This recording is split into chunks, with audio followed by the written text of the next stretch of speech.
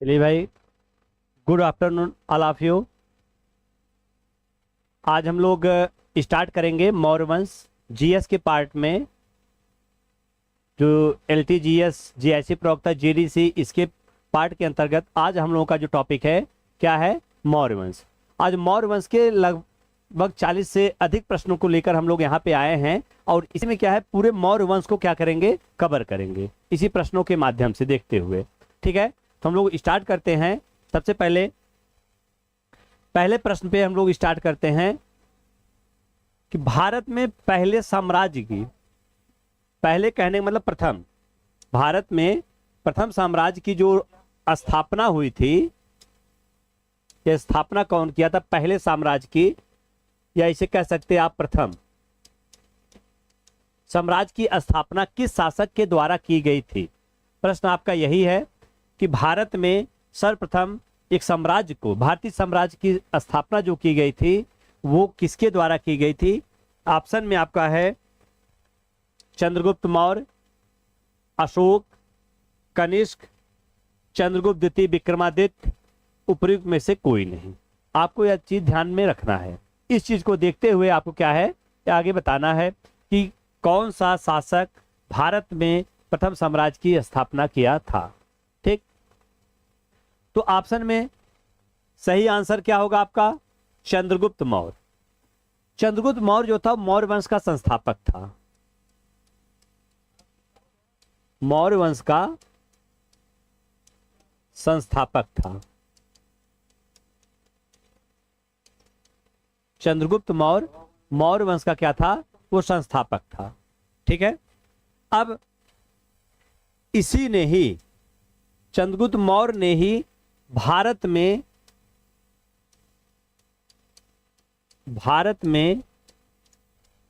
प्रथम साम्राज्य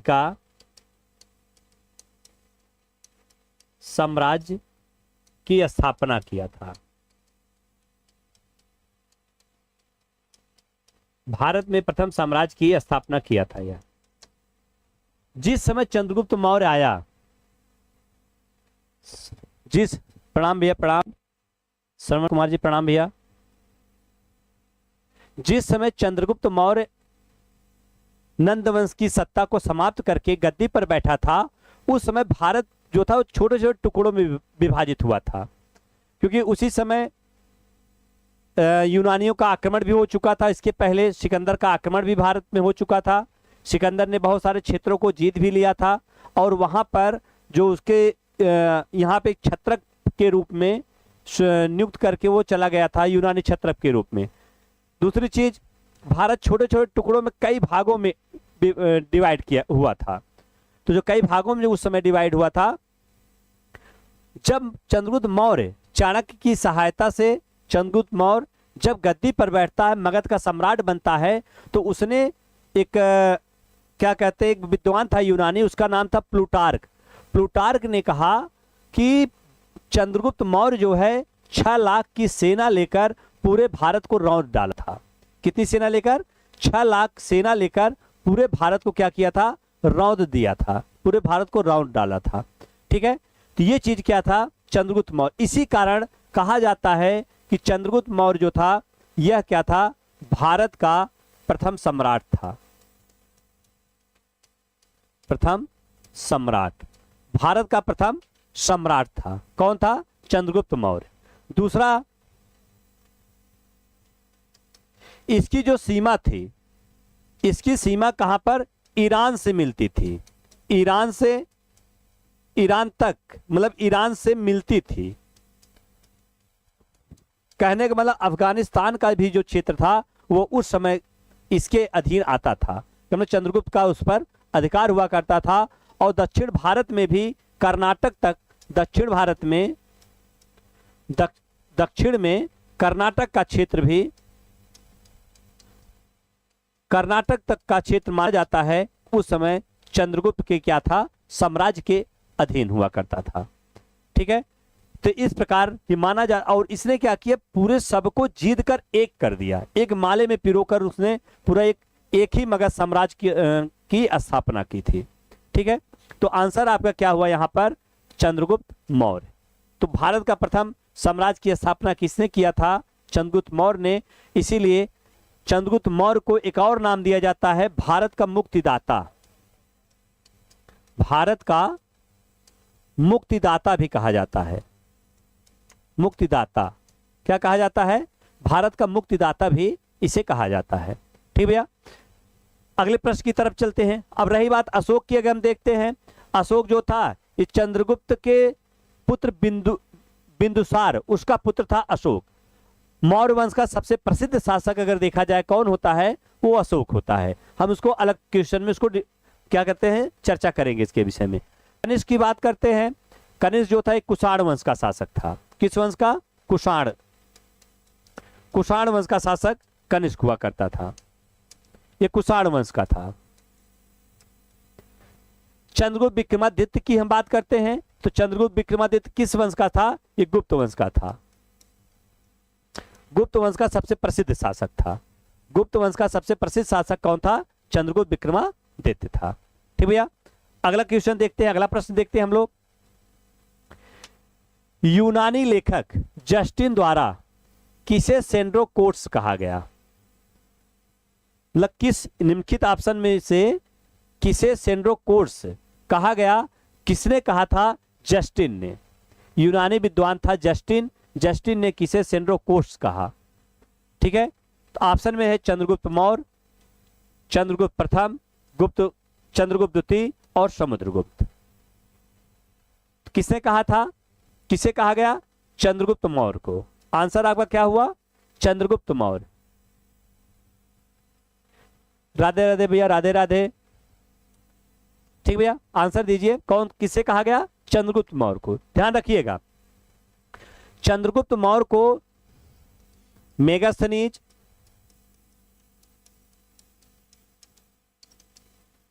जस्टिन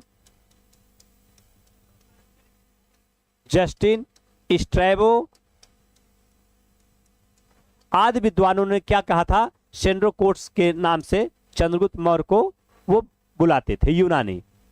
दूसरा, इसी चंद्रगुप्त मौर्य को एंड्रोकोप्ट्स भी कहा गया। एंड्रोकोप्ट्स, कुछ विद्वान इसे एंड्रोकोप्ट्स भी कह के बुलाते थे, और जिसमें मुख्य नाम किसका आता है? प्लूटार्क का। प्लूटार्क का नाम आता है, एंड्रोकोट्स करके प्लूटार्क उसको बुलाता है। दूसरी चीज, अगर ये पूछा जाए कि जो यूनानियों ने जिसको सेंड्रोकोट्स कहा, वह नाम किसने चंद्रगुप्त मौर्य के साथ स्थापित किया था, अगर यह प्रश्न पूछा जाए तो एक विद्वान थे विलियम जोन्स। विलियम जोन्स जो थे वो प्रथम, वो 1793 ईस्वी में रॉयल एशियाटिक सोसाइटी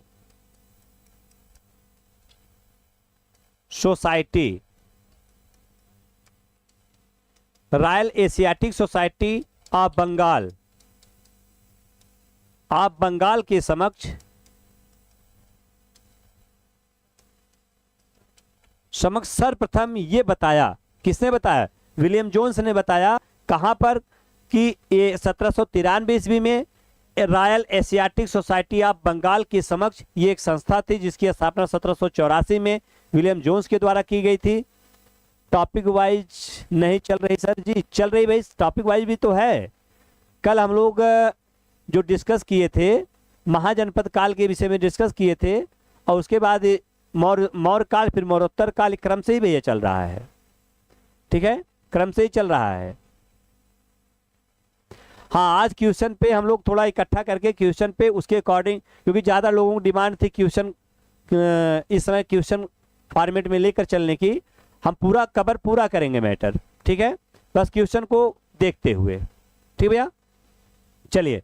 तो क्या है? विलियम जोन्स 1793 ईस्वी में royal Asiatic society of Bengal के समक्ष सबसे पहले यह बताया कि जो यूनानी जिसको सेंड्रोकोट्स कहते हैं वह कोई और नहीं, वह चंद्रगुप्त मौर्य ही था।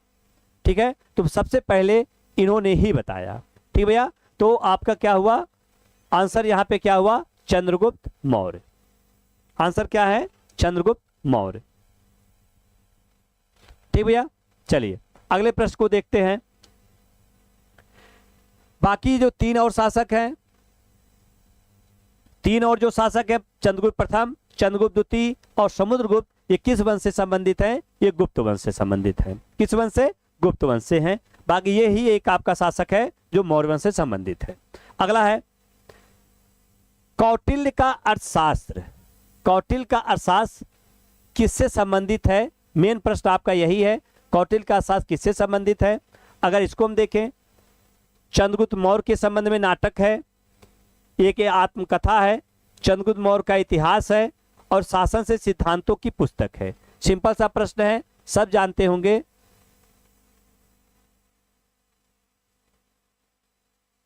जी भैया, पहले जैसा पढ़ा रहे थे ये ऐप पे मिलेगी क्लास, ठीक ना? पहले वाली क्लास जिस तरह वो थ्योरी का थोड़ा सा जोड़कर हम लोग ऐप पे लेकर चलेंगे, ठीक भैया? जी, आंसर आपका क्या है?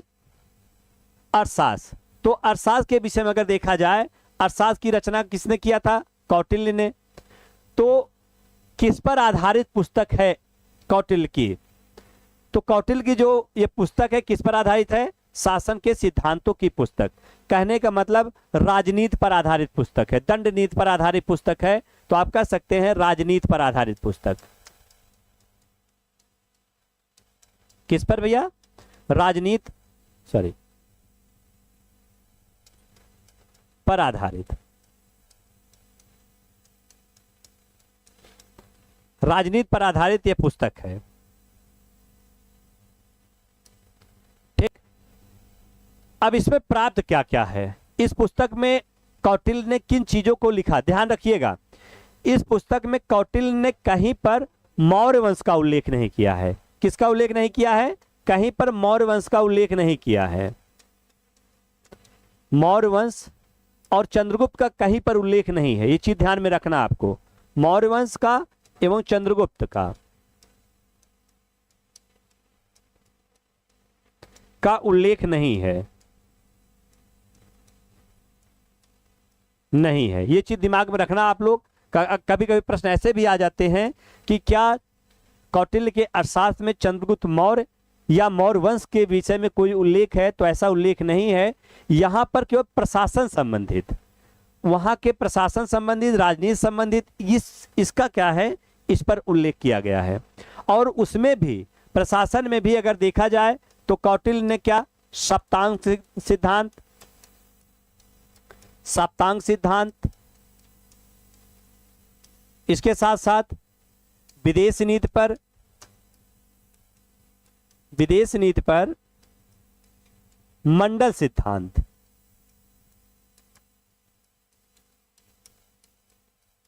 और षड्गुण नीति।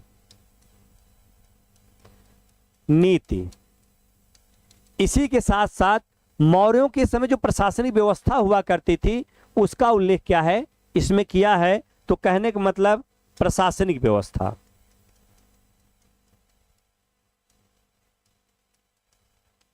प्रशासनिक व्यवस्था में इस अर्थशास्त्र का उल्लेख मिलता है। दूसरी चीज भैया यहां पे ध्यान रखिएगा आप लोग कि इसी समय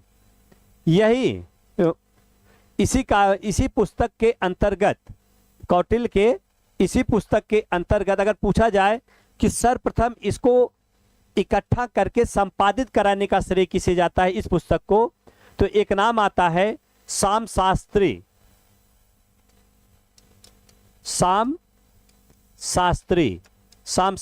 ने 1909 ईस्वी में इस पुस्तक को क्या किया था? अनुवादित करके इसको प्रकाशित करवाया था।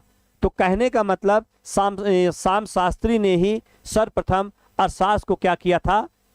वो विश्व पटल पर स्थापित किया, मतलब लाया कि अर्थशास्त्र भी एक पुस्तक है। जो किसकी पुस्तक है? कौटिल्य की पुस्तक है। पीछे कुछ विद्वानों में इसमें मतभेद भी हुआ करता था कि क्या अर्थशास्त्र कौटिल्य की पुस्तक है या किसी और की पुस्तक है, लेकिन बाद में ये माना गया और अंतिम रूप से ये माना भी जाता है कि जो अर्थशास्त्र है वो कौटिल्य की ही पुस्तक है। ठीक भैया, चलिए यहां तक क्लियर हुआ। किसी कोई डाउट हो क्वेश्चन में आप लोग पूछ सकते हैं, कहीं पे कोई अगर आपको डाउट लग रहा आप पूछ सकते हैं। चलिए अगला प्रश्न देखते हैं। निम्नांकित में किसकी तुलना मैकियावेली के प्रिंस से की जा सकती है? किसकी तुलना मैकियावेली के प्रिंस से की जा सकती है? तो ध्यान रखना, पहले तो ध्यान रखिएगा, 14वीं शताब्दी में 14वीं शताब्दी में एक विचारक हुआ करते थे, विचारक थे, उनका नाम था मैकियावेली।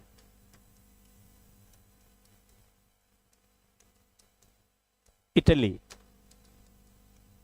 मैकियावेली। इस मैकियावेली ने एक पुस्तक लिखी जिसका नाम है द प्रिंस। मैकियावेली की पुस्तक है द प्रिंस, और इस पुस्तक में उन्होंने शासन से संबंधित उसमें क्या किया, उल्लेख किया है। उसी प्रकार भारतीयों में कौटिल्य ने शासन पर आधारित इनकी पुस्तक अर्थशास्त्र है, इसीलिए उसकी जो तुलना की जाती है मैकियावेली के प्रिंस से की जाती है। मैकियावेली के प्रिंस से इसकी तुलना की जाती है। किसकी? कौटिल्य के अर्थशास्त्र की। ठीक है, आगे बढ़ते हैं, अगला क्वेश्चन देखते हैं। नेक्स्ट प्रश्न है अभिलेख जिसमें यह प्रमाणित होता है कि चंद्रगुप्त का प्रभाव पश्चिम भारत पर था। चंद्रगुप्त कहने मतलब चंद्रगुप्त मौर्य की बात हो रही है। मौर्य मतलब वह कौन सा अभिलेख है जिस अभिलेख से यह प्रमाणित होता है कि चंद्रगुप्त मौर्य पश्चिम भारत तक अपना राज्य स्थापित किया था? इसके विषय में बताएं। वेरी इंपॉर्टेंट प्रश्न है ये अक्सर यहां से प्रश्न उठते हैं। ठीक है, क्या कलिंग के शिलालेख से पता चलता है, या अशोक के गिरनार से शिलालेख से पता चलता है, या रुद्रदामन के जूनागढ़ अभिलेख से पता चलता है, या अशोक के सोपारा अभिलेख से पता या शिलालेख से पता चलता है?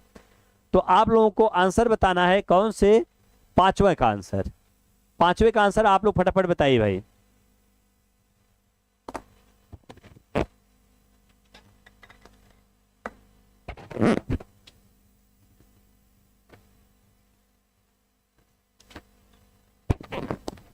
बताते रहिए भाई आंसर।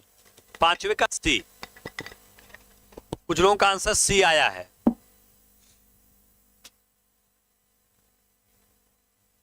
पांचवे का सी।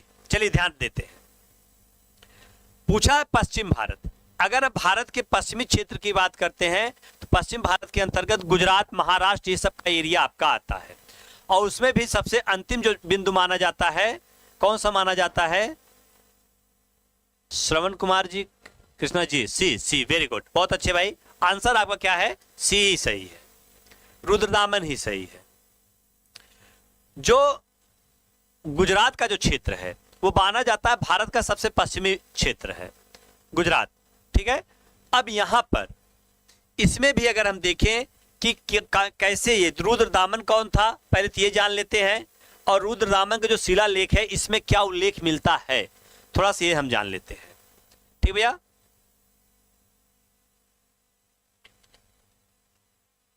जी भैया डेली लेते हैं क्लास, आपका क्लास वेट। जी, शायद क्लास हमारी मिस तो नहीं होती कभी भाई, बस 10-5 मिनट आगे पीछे कभी कभी टेक्निकल इशू की वजह से हो जाता है। बाकी और तो हमारा प्रयास यही रहता है कि टाइम पे ही क्लास 1 सवा 1 के बीच में ले लेते हैं। ठीक भैया, तो क्लास आपकी लगभग इसी टाइम पे चलेगी भैया। ठीक, चल देखते हैं। अब बात आती है यहाँ पे कि रुद्रदामन कौन था। पहली चीज हमको इसको ध्यान में रखना है। दूसरी चीज, जो रुद्रदामन का जूनागढ़ शिलालेख है इसमें किस चीज का उसने उल्लेख किया है कि जैसे पता चल जाए चंद्रगुप्त का वहां पर पूरा अधिकार हुआ करता था। अच्छा, जी भैया, जी। अरे भाई बिल्कुल, मान लीजिए कभी जरूरत पड़ गई तो मिस हो सकता है कभी इमरजेंसी में हमको कहीं जाना आना पड़ जाए, तो उसके लिए तो भाई पहले से हम क्षमा चाहते हैं, क्षमा प्रार्थी हैं। ठीक है, बाकी संभव पूरी तरह से हमारा पूरा प्रयास रहेगा, अंतिम प्रयास रहेगा कि हम लगे मतलब आपकी क्लास डेली टाइम पे दे दें। ठीक भैया, चलिए रुद्रदामन की बात करते हैं। रुद्रदामन शक शासक था, पश्चिमी क्षत्रप का शक शासक हुआ करता था, और इसने 150 ईसा पूर्व ईस्वी में ये शक शासक था। पहले तो इसको जान लो कौन था। रुद्रदामन शक शासक था। बाकी जब हम लोग मरुत्तर काल पढ़ेंगे उसमें इसको और अच्छे से पढ़ते हैं। ठीक है, यह क्या था? एक शक शासक था।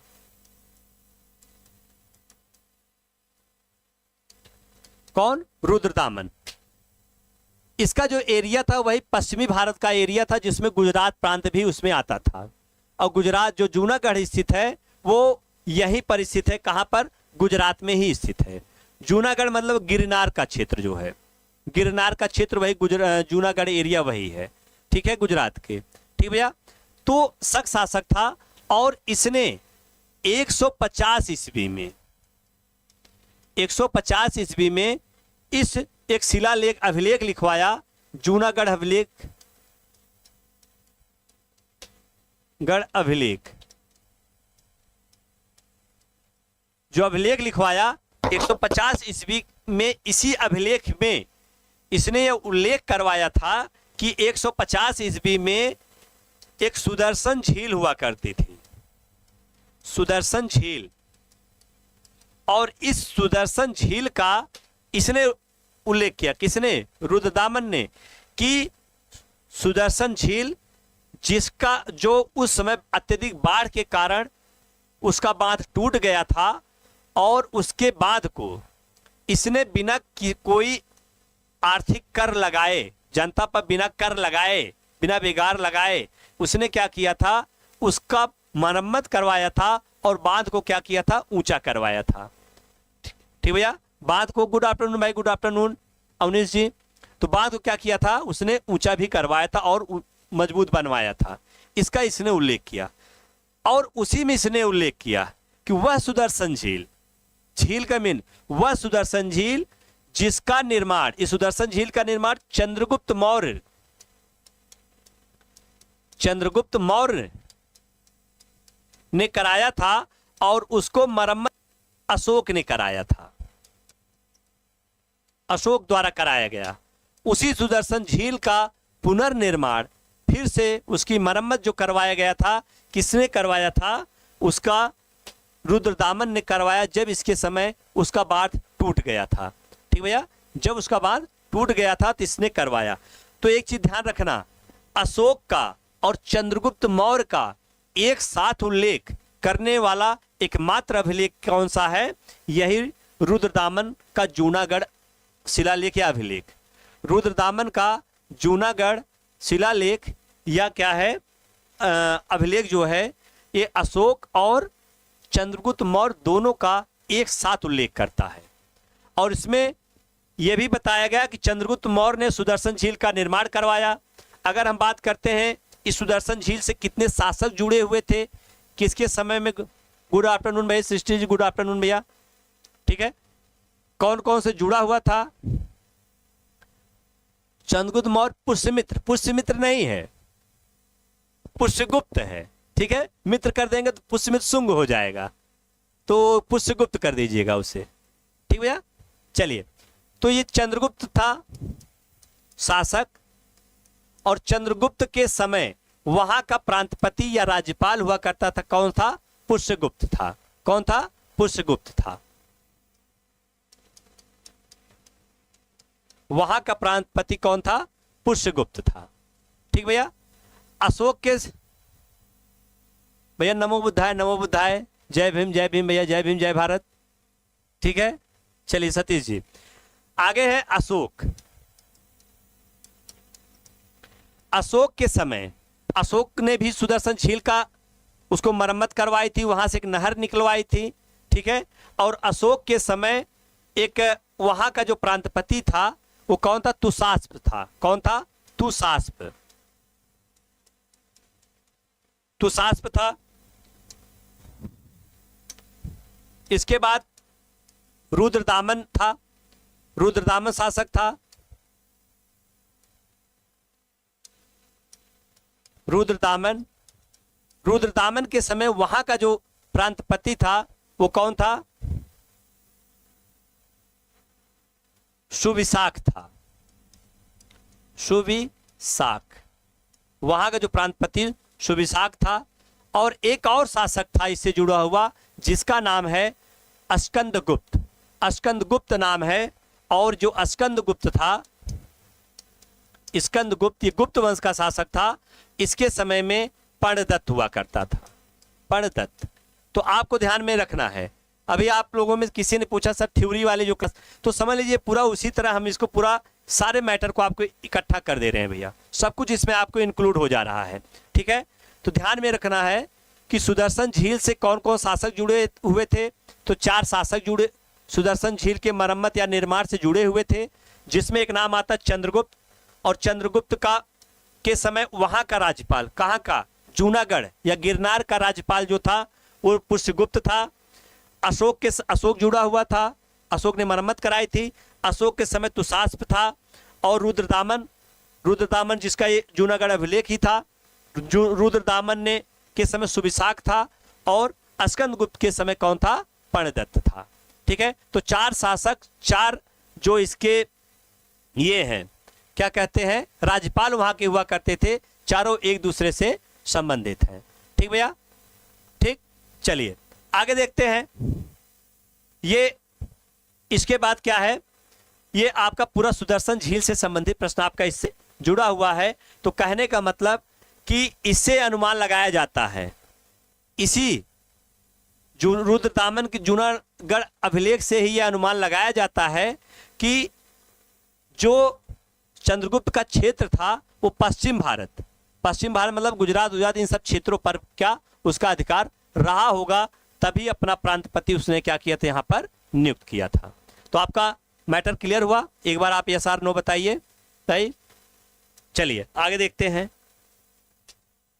सेल्यूकस, जिनको अलेक्जेंडर द्वारा सिंधु एवं अफगानिस्तान का प्रशासक नियुक्त किया गया था, वह किस भारतीय राजा ने उसे हराया था, प्रश्न यही पूछा गया। एक था सेल्यूकस निकेटर, इसकी निकेटर उपाधि हुआ करती थी, निकेटर इसकी उपाधि हुआ करती थी। तो जो निकेटर था, सेल्यूकस निकेटर जो था, यह उसका सिकंदर का सेनापति हुआ करता था, सिकंदर का सेनापति था। और जब सिकंदर यहाँ से पराजित होकर जाता है, सिकंदर जब यहाँ से भारतीय क्षेत्रों को विजित करता है और जीतकर जब वापस जाने लगता है, तो इसने अफगानिस्तान का जो क्षेत्र था, अफगानिस्तान का जो उधर का जो एरिया था, सेल्यूकस को उसने पूरा कार्यभार सौंपकर वह गया हुआ था। जिस समय सिकंदर यहाँ से चला गया, उसी कुछ समय बाद क्या था, 322 ईसा पूर्व में, 325 सिकंदर जाता है और 323 उसकी मृत्यु हो जाती है ईसा पूर्व में, और 322 ईसा पूर्व में चंद्रगुप्त मौर्य जो था वो मगध का सम्राट बनता है, शासक बनता है। तो चंद्रगुप्त मौर्य के समय पूरा जो क्षेत्र था, इसने वहां तक अपना अधिकार करना शुरू कर दिया। जो यूनानियों ने जो जीते हुए थे भारतीय क्षेत्र, चंद्रगुप्त मौर्य ने सबको जीतना शुरू कर दिया। लेकिन कुछ समय बाद जब ये सूचना मिली सेल्यूकस निकेटर को जब ये सूचना मिली, तो सेल्यूकस निकेटर क्या था, वो चंद्रगुप्त भारतीय क्षेत्र पर फिर ये मानता था कि जो सिकंदर तक ने जहां तक क्षेत्र को जीता है वह सब क्या है, यूनानियों का है। वो फिर आक्रमण कर देता है, किसके ऊपर, चंद्रगुप्त मौर्य के ऊपर। अब ये जब दोनों सिंधु नदी के पार इसकी सेना आती है, तो एक चीज यहां पे ध्यान रखना है, जिस समय सिकंदर आक्रमण किया था भारत पर, उस समय स्थिति अलग थी, और जिस समय चंद्रगुप्त सेल्यूकस आक्रमण कर रहा है, तो सेल्यूकस और यूनानी ये भूल गए थे कि अब भारत की स्थिति बदल चुकी है। अब भारत में अब एक संप्रभुता संपन्न और क्या है, एक सम्राट के रूप में जो पूरे भारत को एक करके बैठा हुआ है, वह चंद्रगुप्त मौर्य जैसा एक पराक्रमी शासक बैठा है। सिकंदर के समय स्थिति नहीं थी। सिकंदर के समय छोटे छोटे टुकड़ों में भारत बटा हुआ था, छोटे छोटे राज्य हुआ करते थे। आम्भी जैसे देशद्रोही भी शासक हुआ करते थे, जिन्होंने सिकंदर को बुलाया था, ठीक है, उनकी सहायता किया था। लेकिन चंद्रगुप्त इस समय, जिस समय सेल्यूकस आक्रमण करता भारत पर, उस समय उसकी स्थिति बदली हुई है, और भारत पे क्या है, चंद्रगुप्त मौर्य जैसा एक पराक्रमी शासक था। चंद्रगुप्त मौर्य जैसा एक पराक्रमी उस समय शासक था, ठीक है। अब जब युद्ध होता है, तो युद्ध कब होता है, तो इसने आक्रमण कम किया, किसके समय में किया, चंद्रगुप्त मौर्य के समय में। और चंद्रगुप्त मौर्य के समय में कब आक्रमण किया, 305 ईसा पूर्व में। 305 ईसा पूर्व में सिंधु नदी की तरफ बढ़ता है, उधर आता है और युद्ध होता है जिसमें सेल्यूकस निकेटर पराजित होता है। तो उसी के बाद 303 ईसा पूर्व में 303 ईसा पूर्व में संधि होती है। संधि किसके किसके बीच संधि होती है? चंद्रगुप्त मौर्य और सिकंदर का जो क्षत्रप था उसके द्वारा नियुक्त सेल्यूकस निकेटर। 303 ईस्वी में क्या होती है? एक संधि होती है। गुड आफ्टरनून भैया, good afternoon Sunil Kumar ji, good afternoon. ठीक है, तो एक संधि होती है और उस संधि में कुछ जो आदान प्रदान होते हैं, कुछ शर्तें निश्चित की जाती हैं। उस शर्तों में क्या था? उस संधि में चंद्रगुप्त विजय हुआ था, इसी कारण उसे 4 क्षेत्र प्राप्त हुए थे। 4 क्षेत्र प्राप्त हुए थे। तो काबुल का, कांधार, हेरात और मकरान, ये 4 क्षेत्र जो थे चंद्रगुप्त मौर्य को प्राप्त हुए। बस सेल्यूकस निकेटर ने चंद्रगुप्त मौर्य को इन क्षेत्रों को सौंप दिया। दूसरी क्या शर्त थी संधि में? दूसरी शर्त यह थी कि सेल्यूकस निकेटर की पुत्री, इसकी पुत्री थी, सेल्यूकस निकेटर की पुत्री थी जिसका नाम था हेलेना, और इसका विवाह हुआ किससे? चंद्रगुप्त मौर्य से हुआ। चंद्रगुप्त मौर्य से विवाह हुआ और यह क्या था? प्रथम अंतरराष्ट्रीय विवाह था। ये माना जाता है भारत का प्रथम अंतरराष्ट्रीय विवाह चंद्रगुप्त मौर्य और हेलेना का विवाह हुआ था। ठीक है, चंद्रगुप्त मौर्य और हेलेना का जो विवाह हुआ था ये क्या था? भारत का प्रथम अंतरराष्ट्रीय विवाह माना जाता है। ठीक भैया, इसी के साथ चंद्रगुप्त मौर्य ने सेल्यूकस निकेटर को उपहार के तौर पर 500 हाथी उपहार में दिए थे। 500 हाथी सेल्यूकस निकेटर को उपहार के तौर पर दिया था। दूसरी चीज, इसी समय जो सेल्यूकस का राजदूत जिसका नाम क्या था? मेगास्थनीज,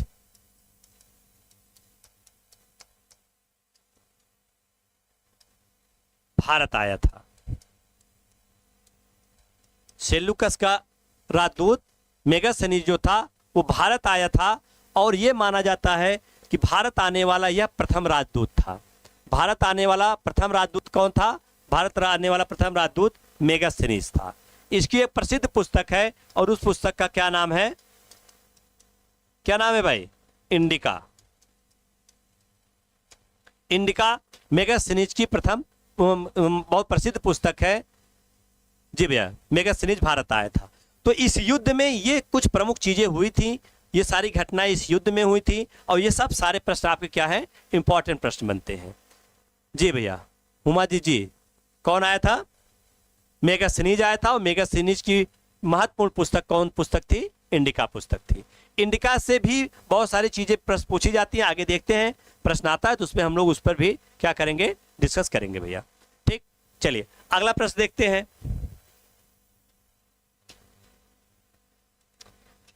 अशोक के निम्नलिखित अभिलेखों में से किसमें दक्षिण भारतीय राज्यों का उल्लेख हुआ है?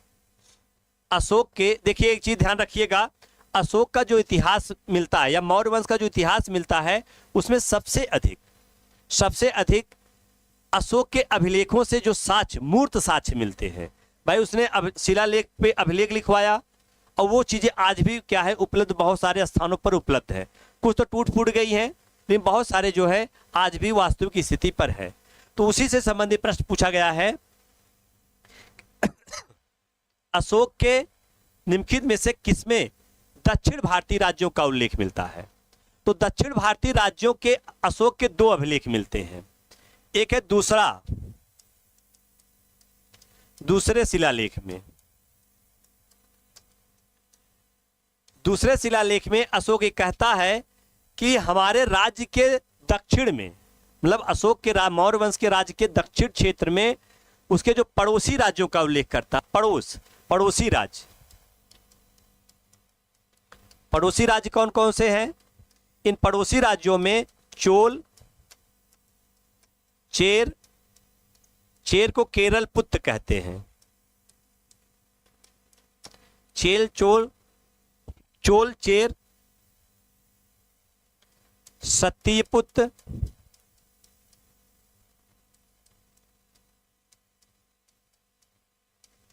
और ताम्रपर्णी।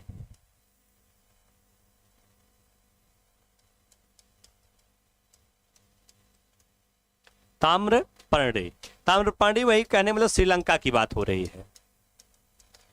इस दूसरे शिलालेख में इसने इनको क्या बताया? अपना पड़ोसी राज्य बताया। क्या बताया? अपना पड़ोसी राज्य बताया। 13वें क्षेत्रीय राज्यों की चर्चा करता है सर जी। बिल्कुल करता है सर जी, लेकिन यहाँ पे 2 ऑप्शन होगा ना। यहाँ पे आपका क्या है? 13वां यहाँ उल्लेख में नहीं है भैया, तो हम ऑप्शन के अकॉर्डिंग लेकर चलें। 13वें में भी करता है, दोनों में करता है, ध्यान रखिएगा। अभी हम दोनों को बताते हैं। तो यहाँ पे आपका कौन सा है? ऑप्शन में द्वितीय मुख्य शिलालेख है, ठीक है। तो हम ऑप्शन के अकॉर्डिंग भी तो चलेंगे सर जी, ये भी तो ध्यान रखिए सर जी, ठीक है जी। तो दूसरे शिलालेख में इसने इन राज्यों को अपने पड़ोसी राज्य बताया, अपना पड़ोसी राज्य बताया। तो ये उस समय, जिस समय अशोक लिखता है, यहां तो बी ही है। वेरी गुड भाई, वेरी गुड। 13वें में भी करता, 13वें की बात हम अभी आगे करते हैं, आगे प्रश्न है इससे जुड़ा हुआ, ठीक है, टेंशन लीजिए। आपकी शंका के समाधान के लिए हम हैं यहाँ, ठीक भैया जी। तो यहाँ पे क्या है? तो इसका क्या है? उल्लेख करता है और अपना पड़ोसी राज्य बताता है। तो प्रश्न के अकॉर्डिंग दक्षिण भारतीय राज्यों का जो उल्लेख हुआ है ऑप्शन के अकॉर्डिंग अशोक के दूसरे अभिलेख में हुआ है। अब 13वें की लगे हाथ, जब समझ ही लीजिए। 13वें में सबका उल्लेख नहीं करता, 13वें में चोल का करता है, पांड्य का करता है, और उसके साथ साथ ताम्रपर्णी का करता है। ताम्रपर्णी कहने मतलब वही श्रीलंका। 13वें में इनको पड़ोसी राज्य बताता है और इसी के साथ साथ 5 यवन राज्यों का उल्लेख करता है। 5 यवन राज्य, इसका उल्लेख 13वें शिलालेख में करता है।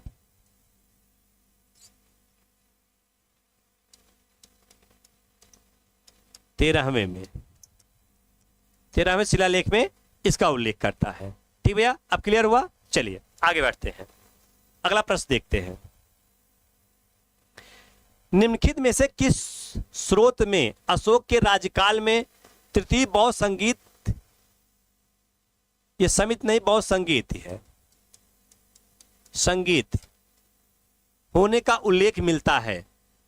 अब यहां पे प्रश्न है कि इसमें जो आपको ऑप्शन दिया गया, इस ऑप्शन में किसमें अशोक के समय जो तीसरी बौद्ध संगीत हुई थी उसका उल्लेख इसमें प्राप्त होता है? तो ध्यान में रखना है, क्या अशोक के अभिलेख में, दीपवंश में, महावंश में, या दिव्यावदान? इन चारों ऑप्शनों में से किसमें इस अशोक के शिला उसमें अशोक के समय तीसरी बौद्ध संगीत जो हुई थी, कहां पर हुई थी तीसरी बौद्ध संगीत? पाटलिपुत्र में हुई थी। मोगलीपुत्र उसके अध्यक्ष हुए थे। ठीक है, तो यहां पर ऑप्शन के अकॉर्डिंग आपको बताना। भाई इसको बताइए आप लोग, 8 का बताइएगा। 8 का कुछ लग रहा कठिन प्रश्न, कुछ लोगों के अनुसार क्या है? बी ऑप्शन वाले। बी में क्या है? 2 और 3, मतलब दीपवंश और महावंश। कुछ लोगों के ऑप्शन जो है सी है। सी में क्या है? 3, 4, महावंश और दिव्यावदान। तो देखिए भाई, बी वाले यहां पे सही हैं, जिसका बी ऑप्शन है वो राइट आंसर है। दीपवंश और महावंश, दीपवंश और महावंश जो था ये श्रीलंका के बौद्ध ग्रंथ है। श्रीलंका के बौद्ध ग्रंथ है, मतलब श्रीलंका में लिखे गए ये बौद्ध ग्रंथ है, और वहां से इसका मौर्य वंश से संबंधित बहुत सारी चीजें प्राप्त होती है। महावंश में तो अशोक के जन्म, चंद्रगुप्त मौर्य के जन्म, उनकी भी कथा मिलती है, कहानियां मिलती हैं। तो दीपवंश और महावंश की जो रचना हुई, अगर ये भी पूछा जाए तो कहां पर हुई है?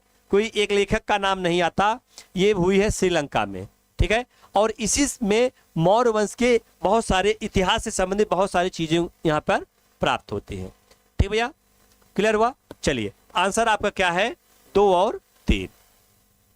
2 और 3 क्या है? राइट आंसर है।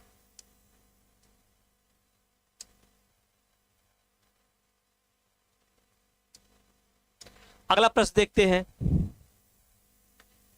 निम्नलिखित मौर्य शासक बौद्ध धर्म के अनुयायी थे। मतलब कौन ऐसा शासक था जो बौद्ध धर्म का अनुयायी था? ये चीज ध्यान रखना, आपको बताना ये चीज। कौन सा ऐसा शासक था जो बौद्ध धर्म का अनुयायी था? चंद्रगुप्त मौर्य क्या बौद्ध धर्म को मानता था? अशोक क्या मानता था बौद्ध धर्म को? बिंदुसार या दशरथ? इसमें आपको देखकर ऑप्शन के अकॉर्डिंग देखना है भैया। ऑप्शन के अकॉर्डिंग बताना है कौन बौद्ध धर्म का अनुयायी था या बौद्ध धर्म को मानता था। चलो भाई इसका आंसर दीजिए, अच्छे से दीजिए। अब इसको आंसर वही दे सकता है जो थोड़ा बहुत अच्छे से पढ़ा होगा, ठीक है, इन सब आंसरों को, प्रश्न को। तो पहली चीज क्या है? ऑप्शन क्या आ रहा? बी। इसमें भी आंसर आ रहा भाई, बहुत अच्छी बात, गुड। 2 और 3, वेरी गुड। 2 और 3 आ रहा है आप लोगों का। बी वाले ही ज्यादा हैं। चलिए कुछ ए भी आ रहे हैं भाई, 1 और 2 भी आ रहे हैं, बहुत सही। कंफ्यूजन ही कंफ्यूजन है ना? कंफ्यूजन है ना? ए आ रहे हैं, बी आ रहे हैं, सबके आंसर बदल बदल के आ रहे हैं, एक मत नहीं हो रहे हैं। पहले एक मत हो जाइए, चाहे बी को लीजिए, चाहे ए को लीजिए, चाहे सी को, चाहे डी को। दशरथ आजीवक को मानता था, बहुत अच्छे। और क्या? अवनीश जी गुड आफ्टरनून भाई, गुड आफ्टरनून। चलिए अवनीश जी आ गए हैं, आप लोग जुड़ गए हैं, अब ये बताएंगे आंसर। भाई फटाफट आंसर दीजिए अवनीश जी।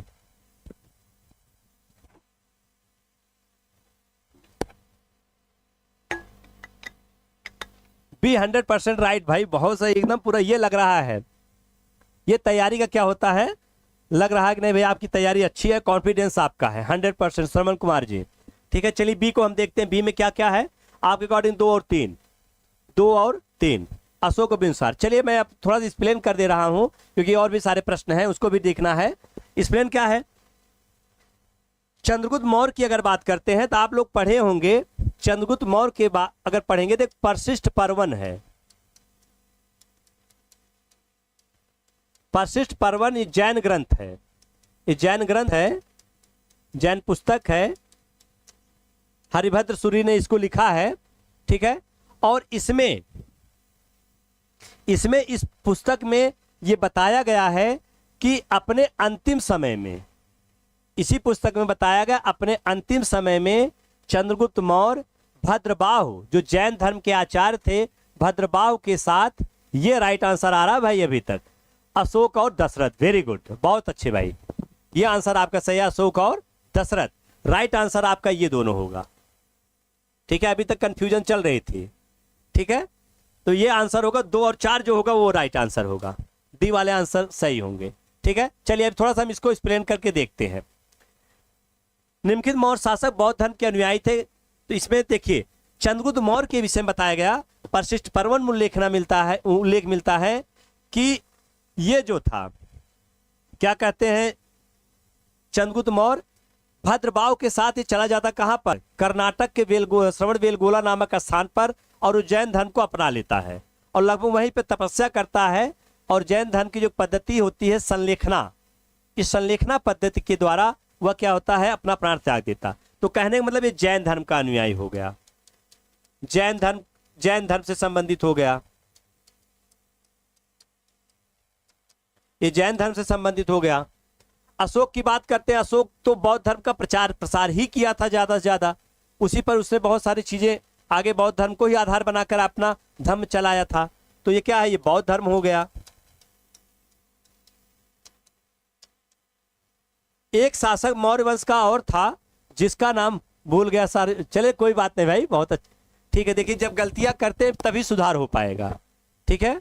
बस आपको एग्जाम में नहीं गलती करनी है, यहां पे तो मान लीजिए कर रहे हैं, यहां सुधार हो जा रहा है, पेपर में चीजें नहीं होनी चाहिए, बस यही ध्यान देना है, ठीक भाई। चलिए अब बात करते हैं बिंदुसार की।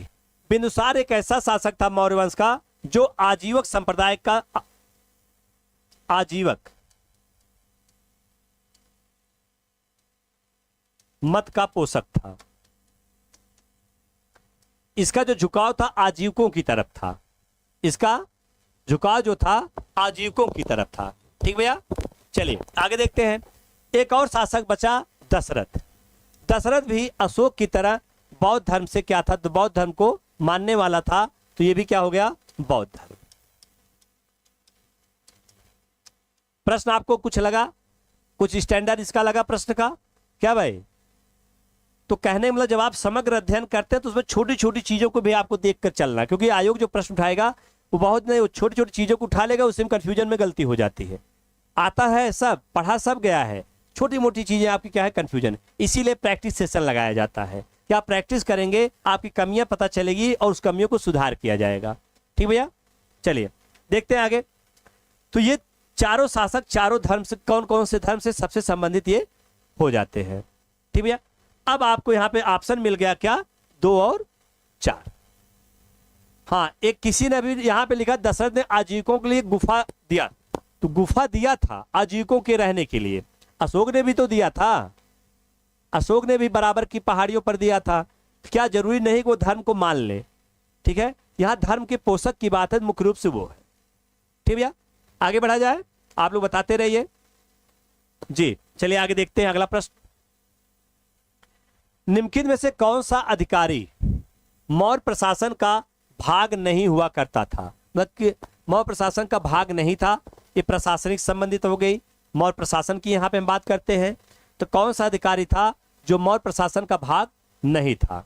ठीक, तो एक ऑप्शन में है अग्रहारिक, युक्त, प्रादेशिक, राजुक। जल्दबाजी में हो जाता, बिल्कुल बिल्कुल यही नहीं करना हमको, यही जल्दबाजी गलतियां नहीं करनी है बस। जो हमारे लिए नुकसान हो जाए उसी को हमको बचना है।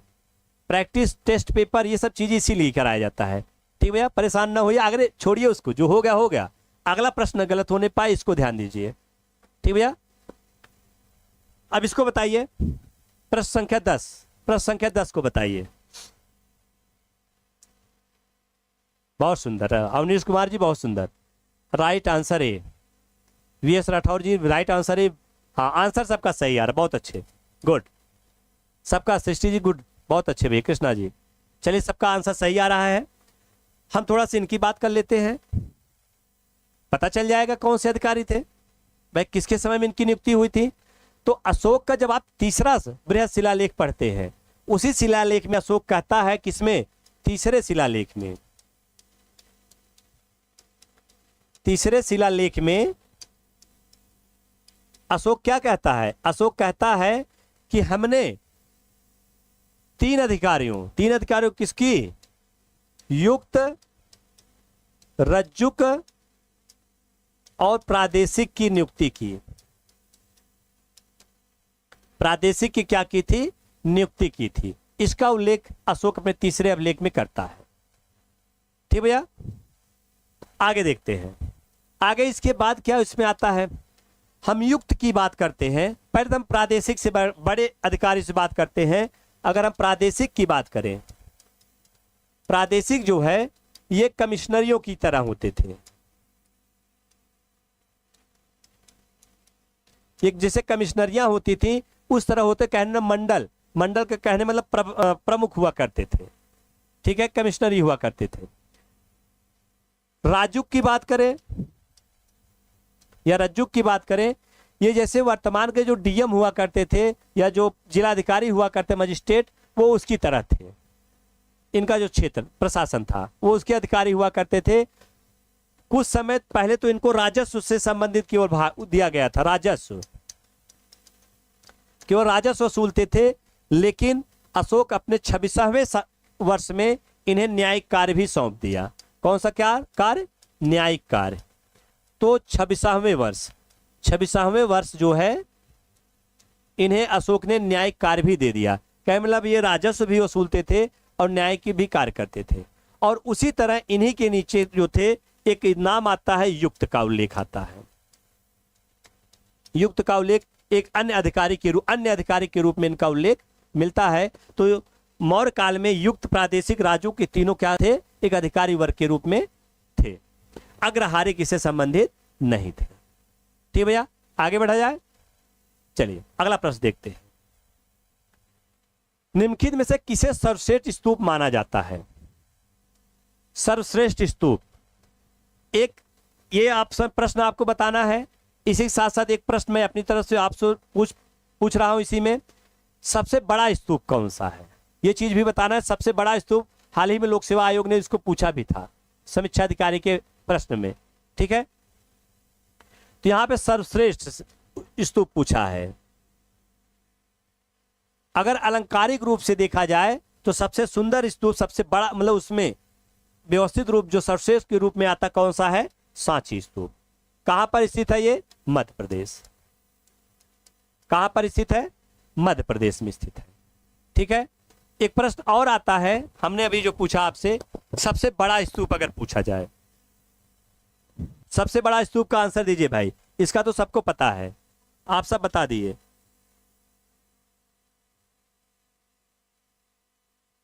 फटाफट बताइए भाई।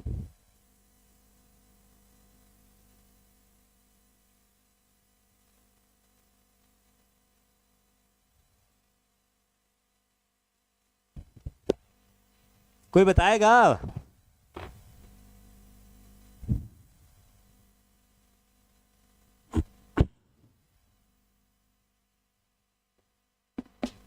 चलिए एक प्रश्न आपको मैं यहीं से जोड़ के और बता दे रहा हूं। ये तो मान लीजिए सबसे सर्वश्रेष्ठ स्तूप हो गया, और सबसे बड़ा स्तूप अगर पूछा जाए, सबसे बड़ा स्तूप बिहार के पूर्वी चंपारण जिले में, बिहार के पूर्वी चंपारण जिले में स्थित केसरिया स्तूप है। केसरिया स्तूप बिहार के पूर्वी चंपारण जिले में स्थित, वेरी गुड भाई, केसरिया स्तूप। तो क्या है? सारनाथ नहीं भाई, सारनाथ बड़ा नहीं है। ठीक है, सारनाथ नहीं, ये केसरिया स्तूप सबसे बड़ा स्तूप है। और ये माना जाता है केसरिया स्तूप जो है ये बुद्ध के अंतिम यात्रा से जोड़कर उसको देखा जाता है। किससे जोड़कर देखा जाता है? बुद्ध की अंतिम यात्रा से।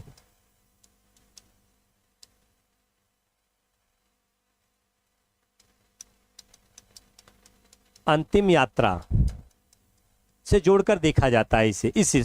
तो सबसे बड़ा अगर बात की जाए तो आंसर आपका क्या होगा? केसरिया स्तूप। ये आप सब याद कर लीजिए। लोक सेवा आयोग ने समीक्षा अधिकारी इस प्रश्न को पूछा भी है, हो सकता है क्वेश्चन में आपका रिपीट कर दे। ठीक है, क्योंकि लोक सेवा आयोग के बहुत सारे प्रश्न रिपीटेड भी हो जाते हैं। रिपीट अन्य परीक्षाओं जो पूछा हुआ रहता है उसको वो क्या करते हैं? रिपीट भी कर लेता है। ये चीज दिमाग में आपको रख के लेकर चलना है। चलिए अगला प्रश्न देखते हैं हम लोग। अमरावती की बात करते हैं। अमरावती स्तूप कहां पर है? अमरावती स्तूप आंध्र प्रदेश। ये सर्वाधिक इसका जो विकास हुआ था सातवाहन काल में हुआ था। सातवाहन काल में इसका विकास हुआ था। ठीक भैया, चलिए आगे चलते हैं, अगला प्रश्न देखते हैं। देख कुछ स्मारक हैं और कहां पर स्थित है, इस चीजों को क्या करना है? आपको सुमेलित करना है, मिलाना है। ठीक भैया, इसको आपको मिलाना है। चलिए देखते हैं इसमें।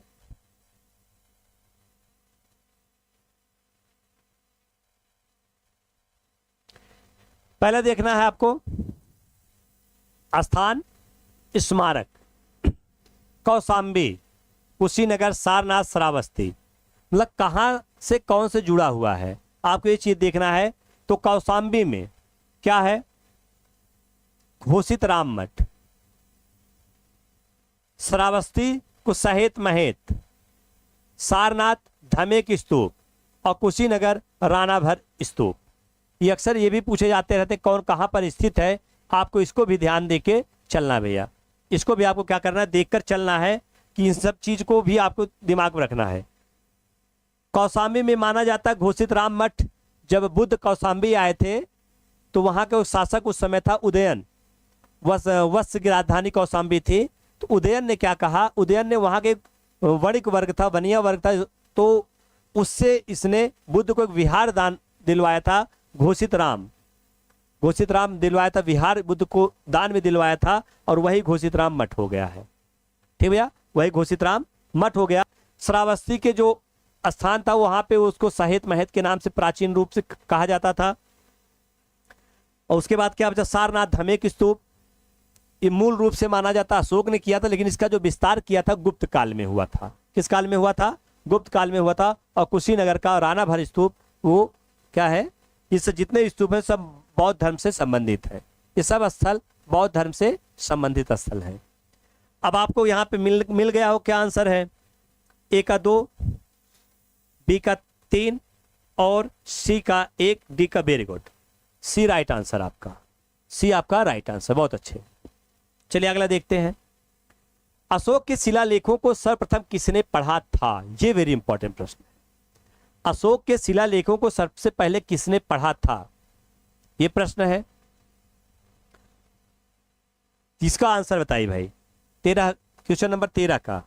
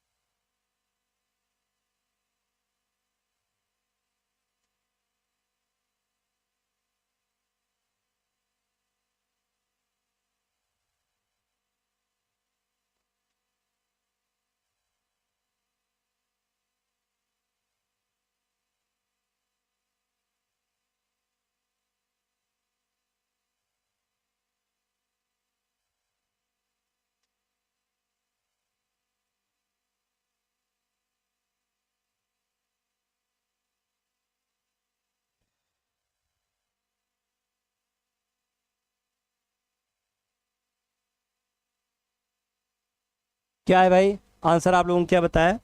चलिए, James Prinsep, C right answer. जी very good, C is the right answer, C आपका सही है। ध्यान रखना है 1837 ईस्वी में जेम्स प्रिंसेप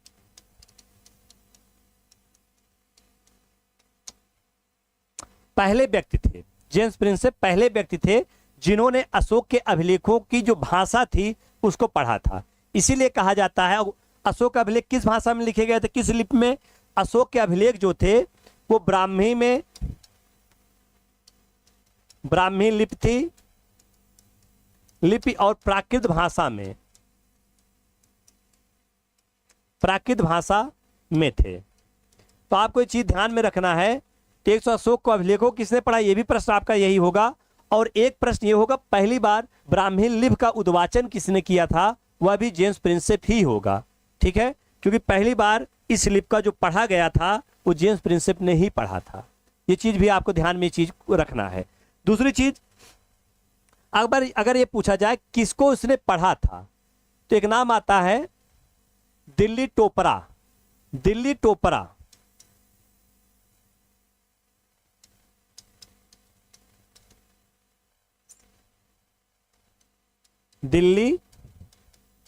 टोपरा जो अभिलेख है, अभिलेख को सर्वप्रथम इसी को ही किसने, स्तंभ लेख है ये, सर्वप्रथम इसको जेम्स प्रिंसेप ने पढ़ा था। लेकिन अगर खोजा गया, अगर पूछा जाए, अगर हाँ पहले खोजा गया दिल्ली मेरठ, जी सबसे पहले अगर खोज पूछी जाए कि अशोक के कौन सा सर्वप्रथम खोजा गया अगर पूछा जाए कौन सा था, तो दिल्ली मेरठ। और किसने खोजा था? 1750 ईस्वी में टिफिन थेलर ने। टिफिन थेलर ने 1750 ईस्वी में दिल्ली और मेरठ का जो उसका स्तंभ लेख था, सर्वप्रथम उसी को क्या किया, इसने खोजा। और सबसे पहले पढ़ा किसने? जेम्स प्रिंसेप ने। कब पढ़ा था? 1837 में। तो ब्राह्मी लिपि को पढ़ने वाला पहला व्यक्ति कौन हुआ? जेम्स प्रिंसेप हुआ। तो दोनों ऑप्शन या दोनों आंसर आपके यहां से बन सकते हैं। ठीक भैया, आगे देखते हैं, निम्नलिखित में से प्राचीन भारत की कौन सी लिपि दाहिने से बाएं और बाएं से दाएं लिखी जाती थी? तो एक खरोष्टी लिपि हुआ करती थी। खरोष्टी लिपि आंसर आपका है यहाँ पे। तो खरोष्टी लिपि पहले क्या है, दाएं से बाएं जाएगी, फिर बाएं से दाएं आएगी, फिर दाएं से बाएं, फिर बाएं से दाएं। खरोष्टी अशोक के जो अभिलेख प्राप्त हुए, जो अफगानिस्तान के जो क्षेत्र प्राप्त हुए हैं वहां पर, जी पाकिस्तान, जी अफगानिस्तान पाकिस्तान का जो क्षेत्र है वहां पे खरोष्टी में और अरमाइक, इन दो लिपियों में क्या है, वहां से प्राप्त होते हैं। ठीक ठीक भैया।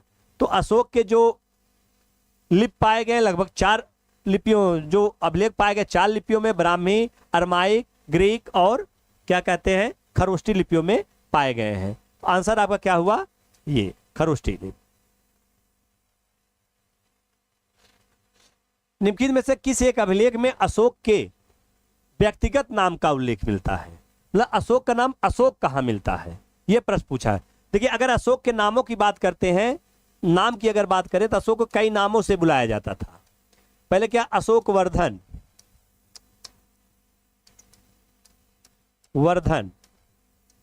प्रियदर्शी, देवानाम प्रिय, प्रियदर्शी, देवानाम पी, इस प्रकार करके रान्यो अशोक या राजा अशोक, अशोक एक नाम, ऐसे अशोक, ये सब जो नाम थे ये अशोक के क्या थे, अशोक इन नामों से बुलाया जाता था। तो जो अब जी very good, right answer D, बहुत अच्छे भाई। तो अशोक का जो अशोक नाम मिलता है, उसका व्यक्तिगत नाम जो मिलता है वो मास्की से मिलता है, उतनूर से मिलता है, उडेन गोलन से मिलता है और गुर्जरा से मिलता है, और ये मास्कित है ही। तो यहां से क्या है, अशोक का नाम अशोक मिलता है, अशोक का नाम जो है अशोक यहां से मिलता है। राजा अशोक मिलता है कनगनहल्ली, दक्षिण भारत में कनगनहल्ली से क्या है, ये प्राप्त होता है रान्यो अशोक के नाम से। ठीक भैया। मास्की, गुर्जरा, उतनूर और उडेन गोलन, इन सब स्थानों से अशोक का नाम अशोक मिलता है। ठीक, क्लियर हुआ भैया।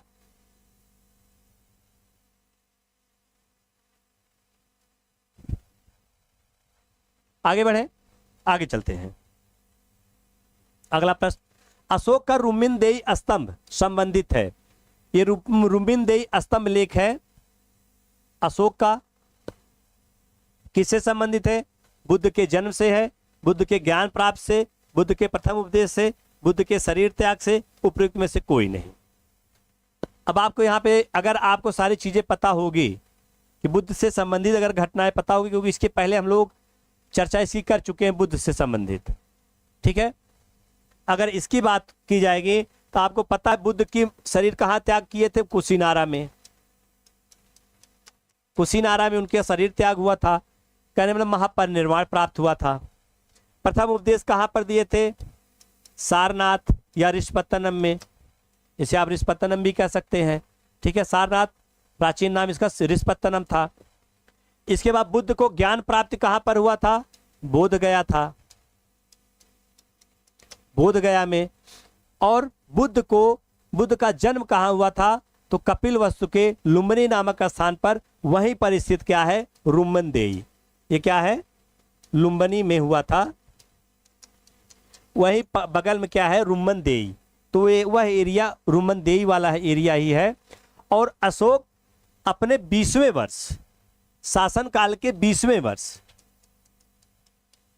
शासन काल के 20वें वर्ष वह रुमनदेई जाता है, और वहां पर जाकर इसने बुद्ध का जन्म स्थान होने के कारण यहां का जो धार्मिक कर है माफ कर देता है, धार्मिक कर माफ कर देता है। और जो भूराजस्व था,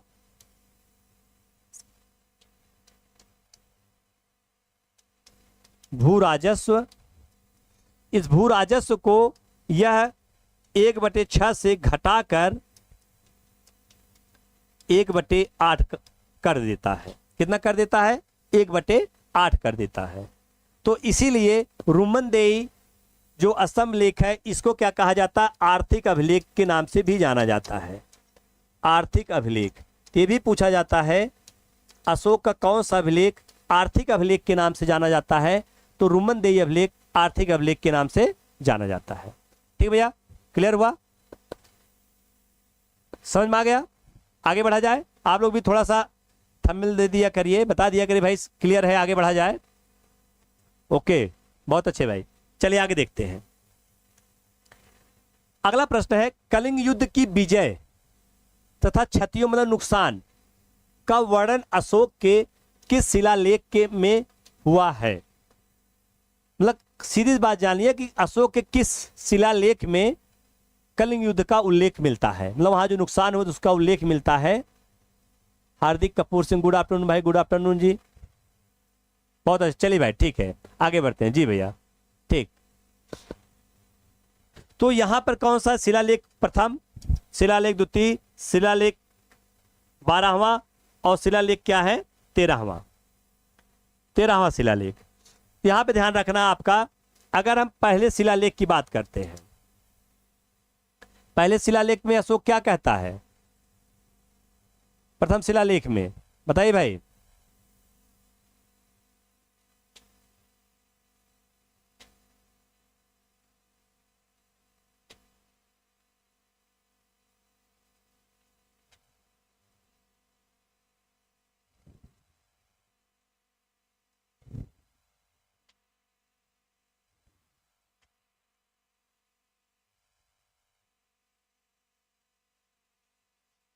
क्या कहता है भाई बताइए। चलिए, प्रथम शिलालेख में अशोक कहता पशु हत्या निषेध कहता है, निषेध की बात करता है, पशुओं की हत्या को रोकने की बात करता है। और यहीं पर वह कहता है, यहीं पर कहता है कि हमारे राज्य में या हमारी पाकशाला में अभी 3 मोर और 2 हिरण बनाए जा रहे हैं, मारकर बनाए जा रहे हैं, और आने वाले समय पर उस पर भी क्या कर दिया जाएगा? प्रतिबंध लगा दिया जाएगा। तो पहले में क्या कर दिया गया? इसका निश्चित, उस पर निषेध की बात कर दी गई। दूसरे शिलालेख में हमने एक बताया जो सबसे महत्वपूर्ण पूछा जाता है, जो चिकित्सा की बात भी करता और अपने दक्षिण भारत के पड़ोसी राज्यों का उल्लेख करता है दूसरे शिलालेख में। तीसरे शिलालेख में हम लोगों ने चर्चा किया क्या? युक्त राज्यों का और प्रादेशिक की नियुक्ति का उल्लेख तीसरे शिलालेख में वह करता है। और 13वें, सॉरी ये तीसरे की नहीं, 12वें की बात करते हैं।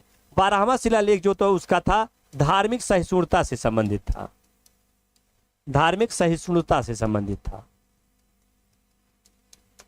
धार्मिक सहिष्णुता से 12वां शिलालेख संबंधित था। सभी धर्मों को एक साथ लेकर चलने की बात किया था।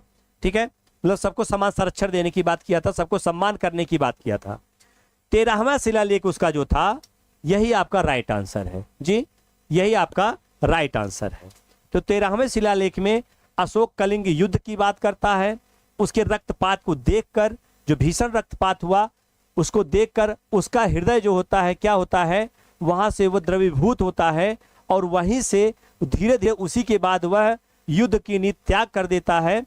जो हम इसके पहले क्लास में बताए थे कि जो बिंबिसार ने जो अंग के विरुद्ध तलवार की नीति उठाई थी या युद्ध की नीति शुरुआत किया था, वो मगध के विस्तार में अशोक के कलिंग युद्ध के बाद क्या होता है? वो विराम हो जाता है, रुक जाता है या समाप्त हो जाता है। और वही युद्ध की जो भयानक रक्तपात को देखकर उसने क्या किया? उसका मन हृदय बदल जाता है, और धीरे धीरे वहीं से वह बौद्ध धर्म की तरफ क्या होता है?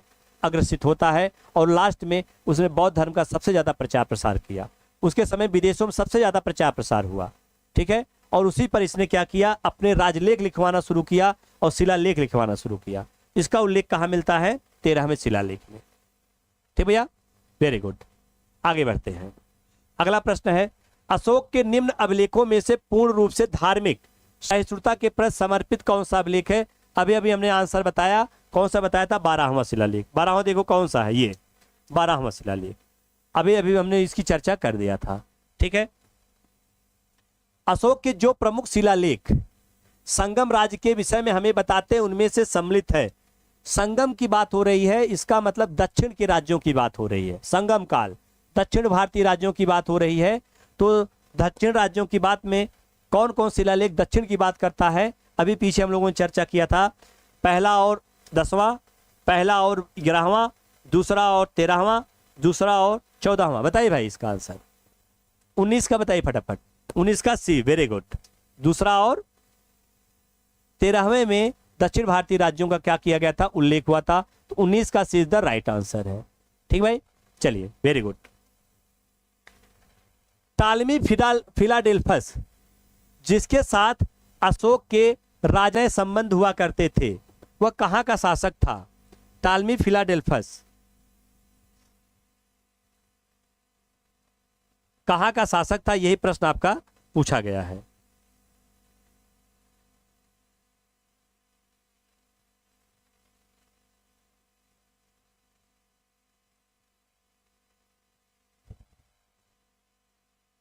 कहां का शासक था भाई? टालमी फिलाडेल्फस कहां का शासक था? सीरिया का शासक था। वेरी गुड, सीरिया का शासक था टालमी फिलाडेल्फस द्वितीय। सॉरी, सीरिया का नहीं, सीरिया कौन दिया भाई? अच्छा बी, वेरी गुड। हाँ, मिस्र का शासक, मिस्र का शासक था टालमी फिलाडेल्फस द्वितीय। सीरिया के शासक क्या था?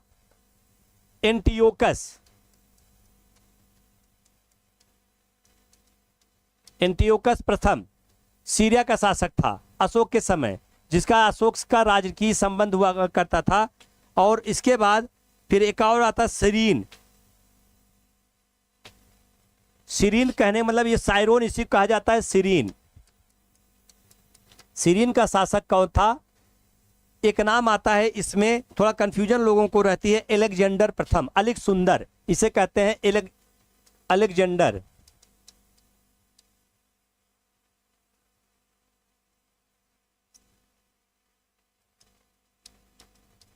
जेंडर या इसी कहते हैं अलिक सुंदर। इन सब से क्या था इसका? और मकदूनिया की बात करते हैं, एंटिगोनस था, एंटिगोनस। इन सब स्थानों से अशोक का क्या था? वो राजकीय संबंध हुआ करते थे, अशोक के राजकीय संबंध हुआ करते थे। ठीक भैया, चलिए आगे बढ़ते हैं। आंसर आपका राइट आंसर क्या हुआ? बी, मिस्र। अगला प्रश्न है, निम्नलिखित प्राचीन भारतीय अभिलेखों में से कौन सा एक खाद्यान्न को देश में संकट काल में उपयोग हेतु सुरक्षित रखने के बारे में प्राचीनतम शाही आदेश है? देखिए, चंद्रगुप्त मौर्य का जब शासनकाल था, तो चंद्रगुप्त मौर्य के समय दो प्राचीन अभिलेख प्राप्त होते हैं, एक सोहगौरा और महास्थान।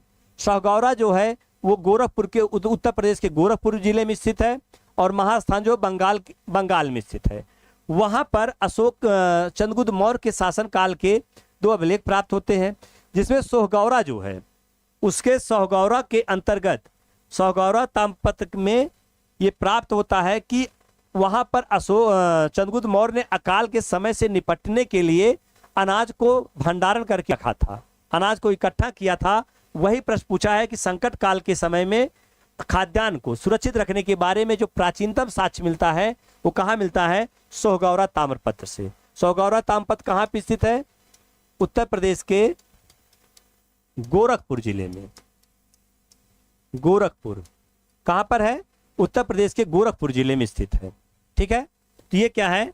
ऑप्शन आपका क्या हुआ? Right answer A. ठीक, चलिए भाई अगला प्रश्न है, कथन है कारण है, मौर्यकालीन शासकों ने धार्मिक आधार पर भू अनुदान नहीं दिया था। ध्यान रखना है, प्रश्न में नहीं और है ये दोनों बहुत कंफ्यूजन होती है। तो यहां पर नहीं दिया है, तो नहीं दिया में दूसरा क्या है? भू अनुदान के विरुद्ध कृषकों ने विद्रोह किया था। भू अनुदान के विरुद्ध कृषकों ने विद्रोह किया था। तो आपका यहां पे क्या है? राइट आंसर ए सही होगा, क्योंकि कहीं पर भू अनुदान का उल्लेख नहीं मिलता मौर्य काल में। ठीक है, तो ए आपका सही हो गया। लेकिन कृषकों ने विद्रोह किया था इसका भी उल्लेख कहीं नहीं मिलता, तो ये आपका क्या है? गलत है, क्योंकि यहां विद्रोह किया शब्द है, इसका मतलब ये गलत है। तो आपका सी राइट आंसर, ए सही है परंतु आर गलत है। ठीक भैया, चलिए आगे प्रश्न देखते हैं अगला। मौर्य समाज का विभाजन 7 वर्गों में विशेष तौर पर उल्लिखित है किसकी पुस्तक में? इंडिका में। मेगास्थनीज की इंडिका में मौर्य समाज को 7 वर्गों में विभाजित किया है। मौर्य समाज को 7 वर्गों में मेगास्थनीज ने विभाजित किया है।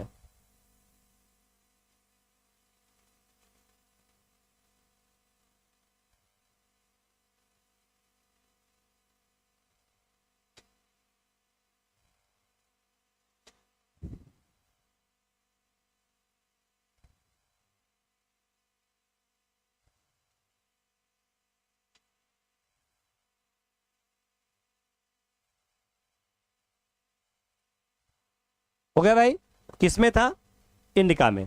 अब कभी कभी पूछ लिया जाता है कौन कौन से समाज, कौन कौन से वर्ग थे। कभी कभी यहां से भी प्रश्न उठ जाते हैं कि कौन कौन से वर्ग थे। अगर बात करते हैं सबसे महत्वपूर्ण किसको रखा जाता है, जैसे एक था पहले में रख दिया जाता दार्शनिक। दार्शनिक थे, किसान थे, चरवाहे या इसी कहते हैं शिकारी, चरवाहे या शिकारी हुआ करते उस समय हुआ करते थे। उसके बाद कारीगर और व्यापारी या व्यापारी जिसको कहते हैं कारीगर या व्यापारी, व्यापारी वर्ग, कारीगर कहिए चाहे व्यापारी वर्ग कहिए, चाहे उसके बाद सैनिक होगा, एक पर्यवेक्षक और पार्षद। और कौन कौन से थे? एक सैनिक वर्ग था या सैनिक वर्ग, और एक था पर्यवेक्षक।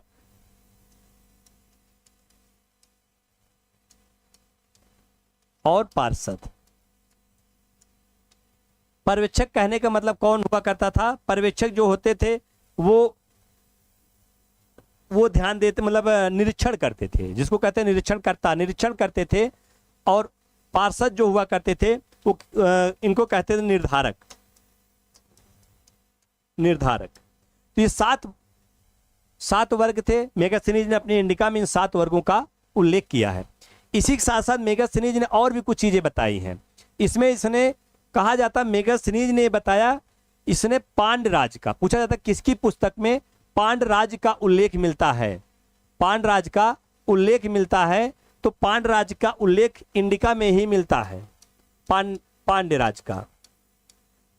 और इसमें इसने बताया कि पांड्य राज में 7 वर्ष की मां रहती थी या माता होती थी, ये इसने उल्लेख किया। लेकिन इसको माना जाता है, ये अपवाद, मतलब इसका ये गलत उल्लेख माना जाता है, ऐसा संभव न रहा होगा, ये माना जाता है। तो पांड्य राज्य का उल्लेख भी मेगास्थनीज की इंडिका में किया गया है।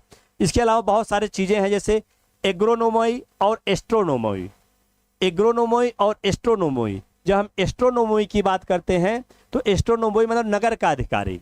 एग्रोनोमोई क्या था? जिले का अधिकारी या सड़क माप इन सब का अधिकारी होता था। कौन? एग्रोनोमोई।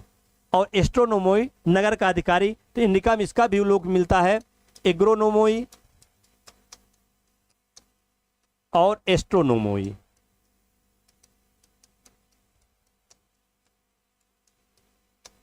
ये क्या था? नगर अधिकारी था, नगर का था, और ये जिले का माना जाता था, जिले का।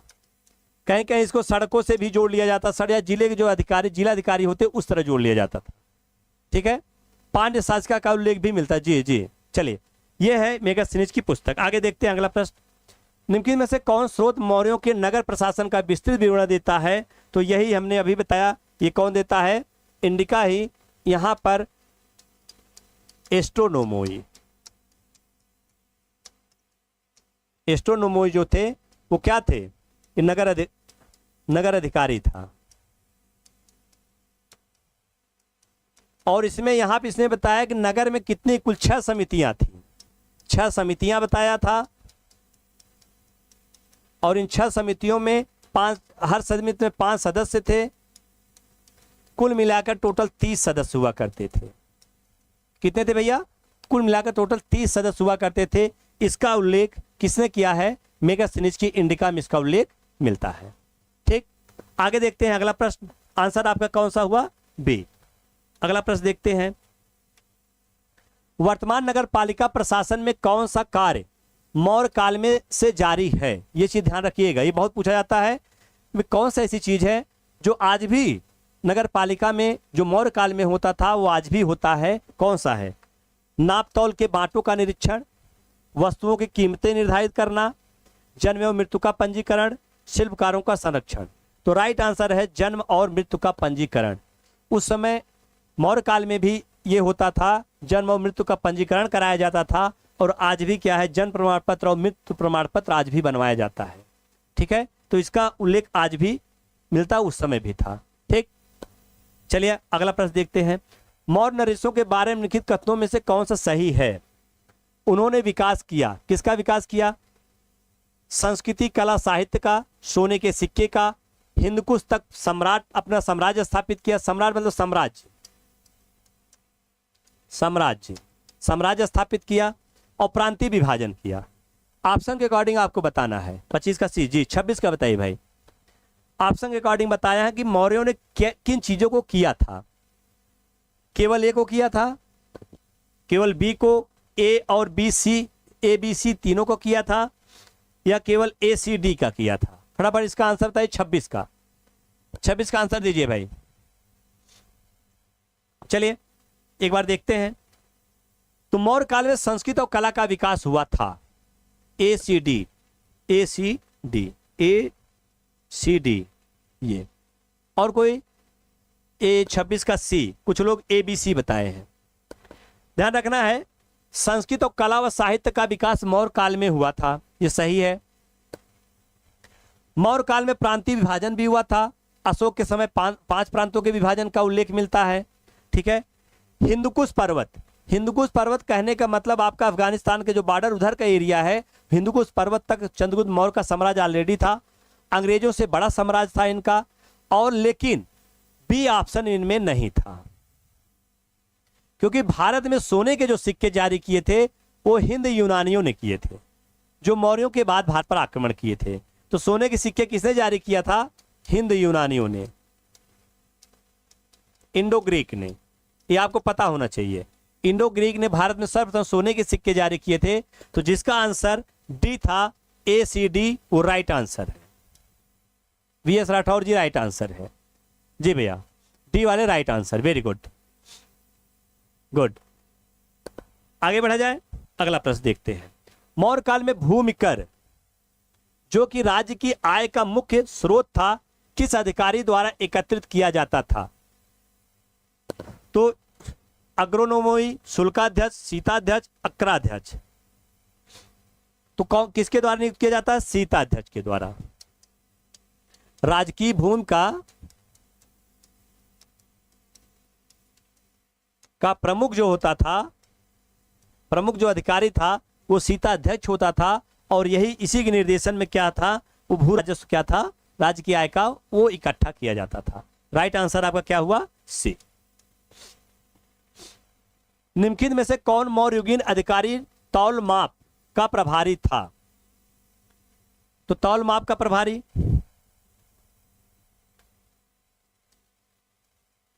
पौतवाध्यक्ष। राइट आंसर है पौतवाध्यक्ष।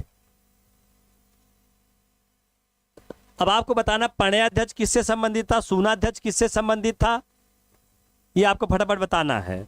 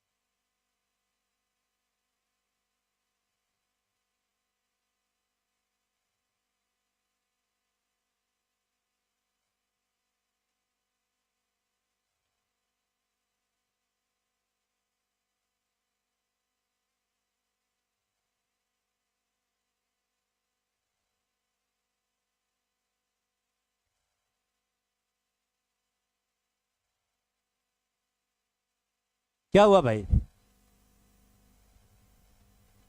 बूचड़ का, वेरी, बहुत सही भाई, सब तैयार है आपका।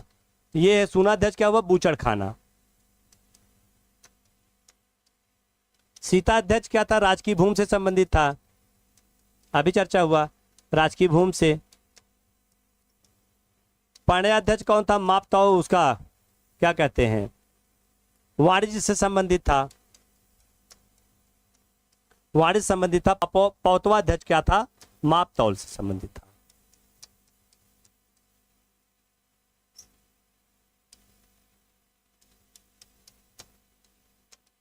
मापतौल से ये संबंधित था। ठीक भाई, चलिए अगला चलते हैं।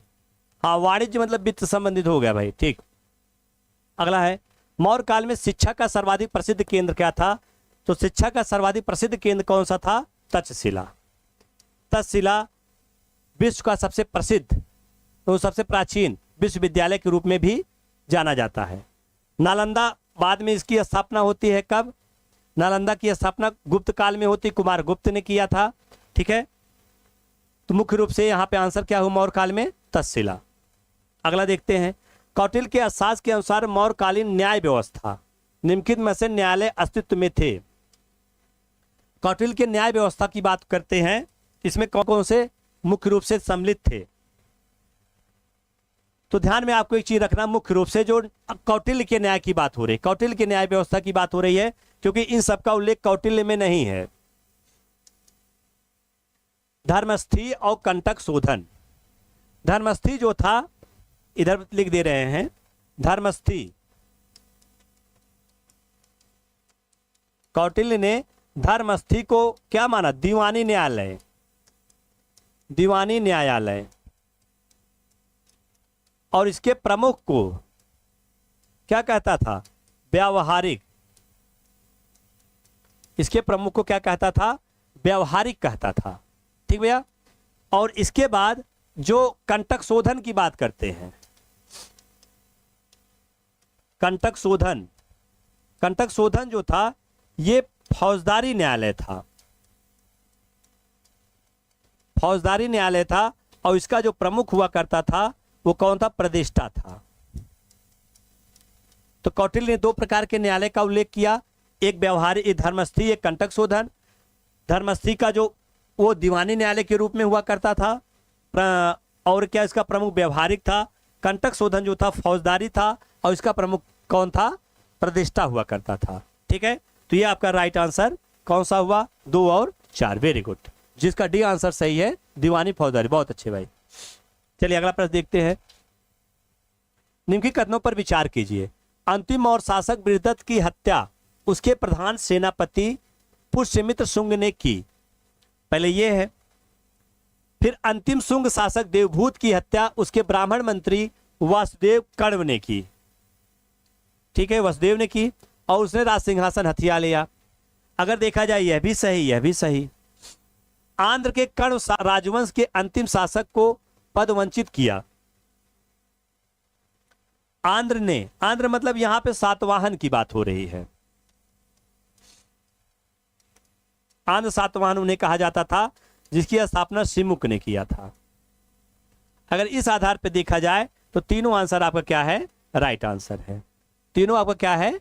राइट आंसर है। ठीक है, क्योंकि बृहदत्त की हत्या किसने कर दी थी? पुष्यमित्र शुंग ने कर दी थी। उसका जो सेनापति था चूरा घोप कर उसकी हत्या कर दी थी। शुंग शासक के अंतिम जो शुंग शासक देवभूत का, उसकी हत्या वसुदेव ने कर दी थी, कर्णवंश की नींव डाली थी। और कर्णवंश के अंतिम शासक की हत्या करके सिमुक ने आंध्र सातवाहन वंश की नींव डाली थी। तो राइट आंसर डी आपका सही हुआ। ईसवी सन के पूर्व की कुछ शताब्दियों में निम्नलिखित में से किन शासकों ने गिरनार क्षेत्र में जल संसाधन व्यवस्था की ओर ध्यान दिया?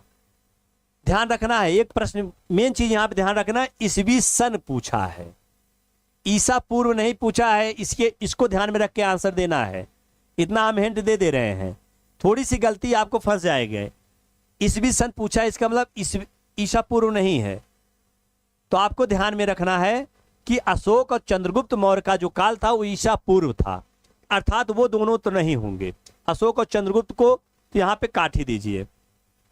ठीक है, एक ऑप्शन में कुछ गड़बड़ी हुई है भाई।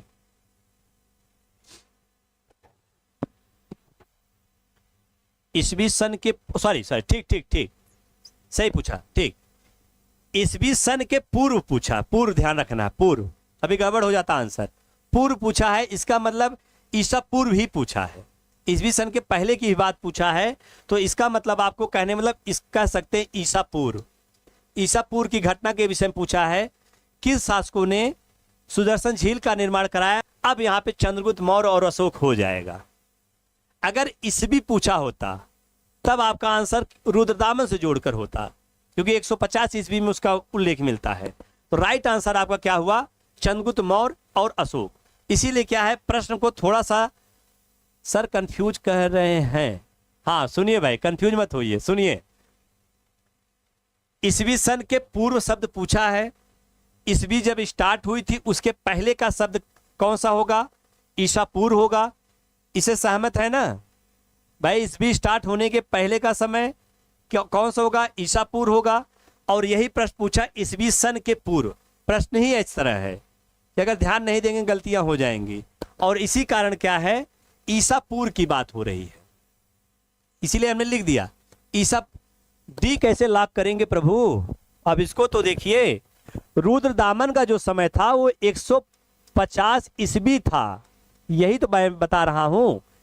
ईसा पूर्व नहीं था, ईस्वी था उसका समय। उसने 150 ईस्वी में सुदर्शन झील का पुनर्निर्माण करवाया। ठीक है, तो चौथा तो ऑप्शन काट ही दीजिए, ये हो नहीं सकता। और महापद्मनंद उससे जुड़ा हुआ नहीं था सुदर्शन झील से, तो बचे कौन? चंद्रगुप्त मौर्य और अशोक। राइट आंसर आपका 2 और 3 होगा।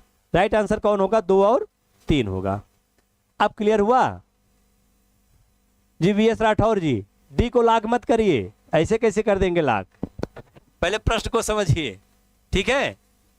यहां ईसवी सन के पूर्व पूछा है, बस यही ध्यान रखना है। इसका मतलब ईसा पूर्व पूछा है, ठीक है। और जब उसको देखेंगे तो चंद्रगुप्त मौर्य और अशोक का समय ईसा पूर्व है तो इसका भी समय ईसा पूर्व, लेकिन ये सुदर्शन झील से संबंधित नहीं था, कोई जल संसाधन व्यवस्था की उल्लेख नहीं करता है, ठीक है। चलिए आगे देखते हैं। निम्नलिखित में से किस अभिलेख में चंद्रगुप्त मौर्य और अशोक दोनों का उल्लेख मिलता है? अभी अभी हम लोगों ने पढ़ा था, अभी हम लोगों ने इसको पढ़ा कि चंद्रगुप्त मौर्य और अशोक दोनों का उल्लेख किसमें मिलता है? जूनागढ़ अभिलेख में, रुद्रदामन के जूनागढ़ अभिलेख में। तो कहां पर? ये देखिए, महाक्षत्रप रुद्रदामन के जूनागढ़ अभिलेख में, वही सुदर्शन झील से जोड़कर इसका उल्लेख मिलता है। इसकी कहानी हो चुकी है। बराबर पहाड़ी की गुफाओं के विषय निम्न में से कौन एक सही नहीं है? बराबर की जो गुफाएं थी वहां पर जो दान दिया था अशोक और दशरथ ने दिया था, ये चीज दिमाग में रखना है। अब इसको देखिए, बराबर पहाड़ी पर कुल 4 गुफाएं हैं। 3 गुफाओं की दीवार पर अशोक के अभिलेख उत्कीर्ण है। ये अभिलेख इन गुफाओं को आजीविकों को समर्पित होने का उल्लेख करते हैं। ये अभिलेख ईसा पूर्व 6ठी शताब्दी के हैं। पूछा है नहीं, यहां पे नहीं करते हैं, तो ध्यान में रखना है कि बराबर की पहाड़ी पर 4 गुफाएं हैं, ये राइट आंसर है, राइट है, ये सही है। 3 गुफाओं पर अशोक के अभिलेख मिलते हैं, ये भी सही है। और 1 गुफा पर किसके मिलते हैं? दशरथ के मिलते हैं। 3 पे अशोक के मिलते हैं और 1 पर दशरथ के मिलते हैं। ये गुफाएं, इन गुफाओं को आजीविकों को समर्पित होने का उल्लेख है, ये भी सही है कि आजीवक संप्रदाय को ये गुफाएं दी गई थी। किसको दी गई थी? आजीवक संप्रदाय को, ये भी सही है। और पूछा नहीं है तो नहीं आंसर आपका यही है। तो इसके अकॉर्डिंग राइट आंसर कौन सा हुआ? डी।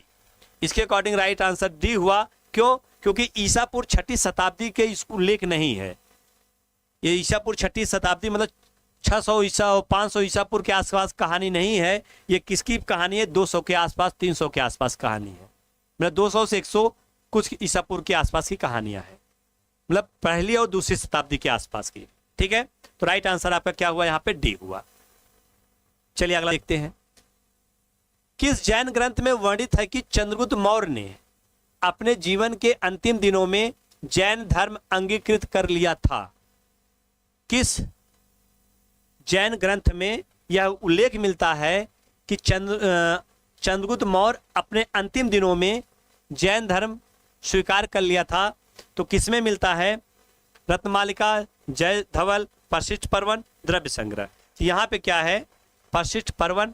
हम अभी इसके पीछे इसकी चर्चा किए थे, जहाँ जैन धर्म के से संबंधित उल्लेख मिलता है, ठीक है। चंद्रगुप्त मौर्य ने अपने अंतिम दिनों में जैन धर्म स्वीकार कर लिया, यह किस ग्रंथ से ज्ञात होता है? भाई अंतिम समय में जैन धर्म स्वीकार कर लिया, किस ग्रंथ से ज्ञात होता है? तो भद्रबाहु चरित से। किसे होता है? भद्रबाहु चरित से। ये सब कुछ पुस्तकें हैं, इसको आपको ध्यान में लेकर चलना है, ठीक भैया। भद्रबाहु चरित से। अशोक के धर्म की किस बौद्ध सूत्र से बहुत अधिक समानता है?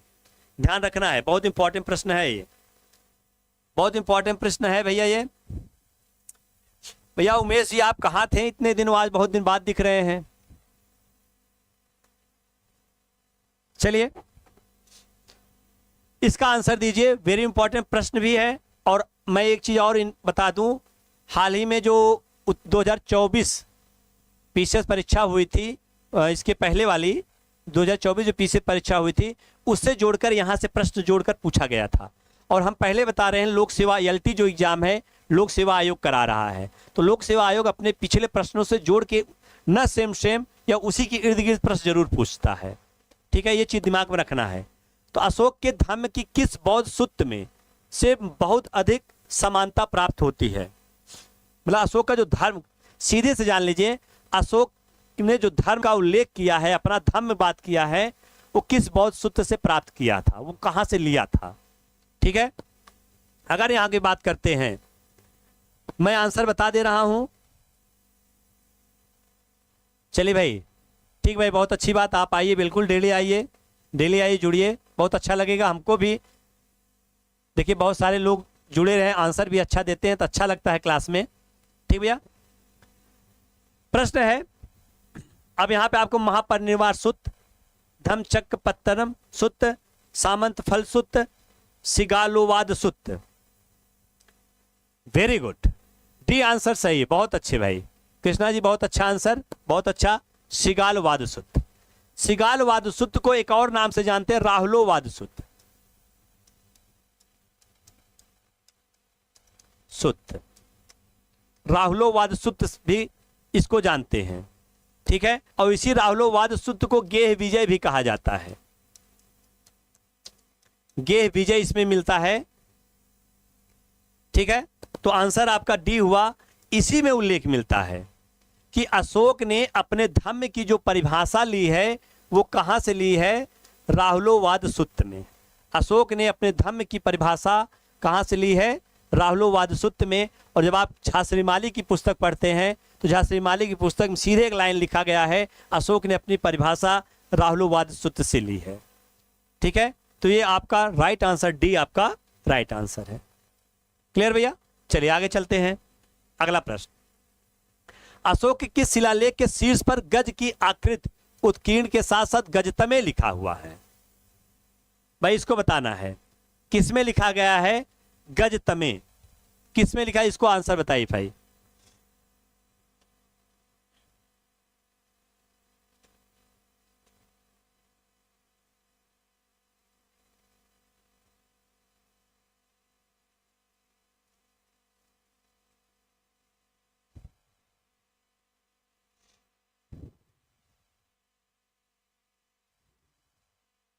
बताइए बताइए भाई फटाफट।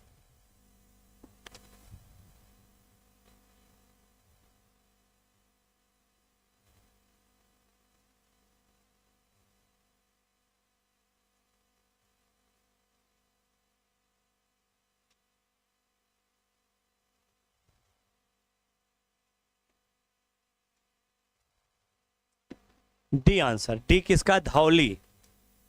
और क्या क्या आंसर आपने दिया है? डी, डी, सब डी ही दे रहे हैं क्या भाई? 38 का डी, कालसी। राइट आंसर क्या है? कालसी, ठीक है।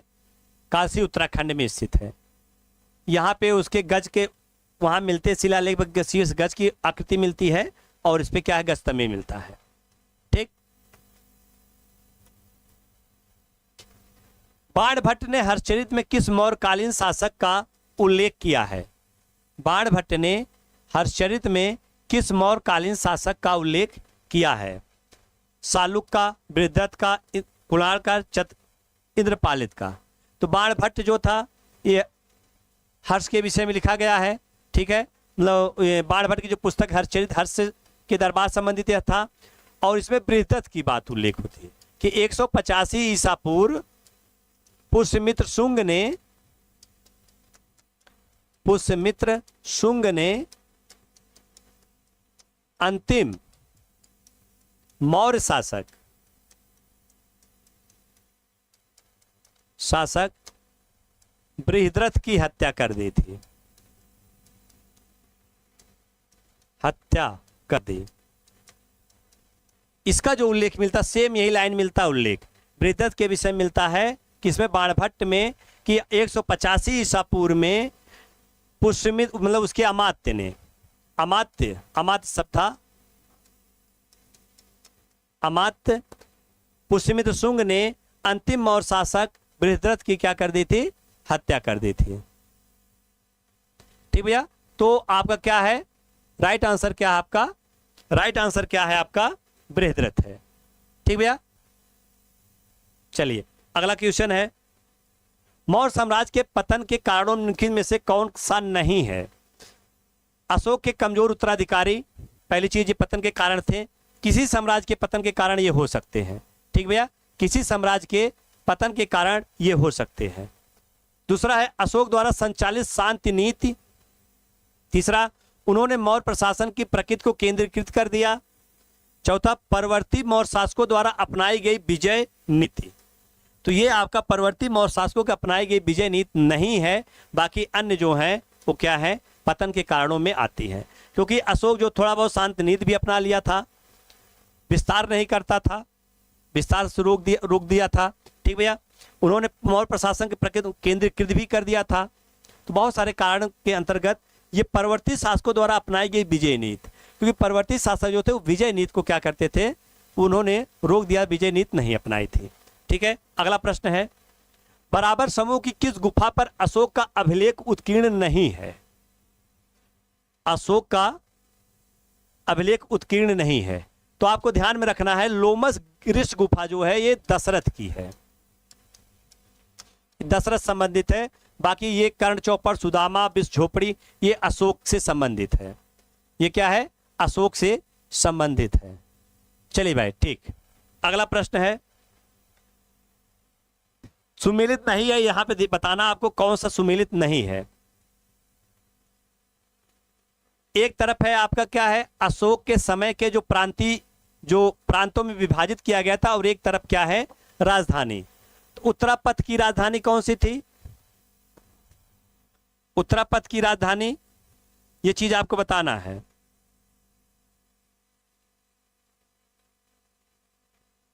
उत्तरापथ की राजधानी पाटलिपुत्र।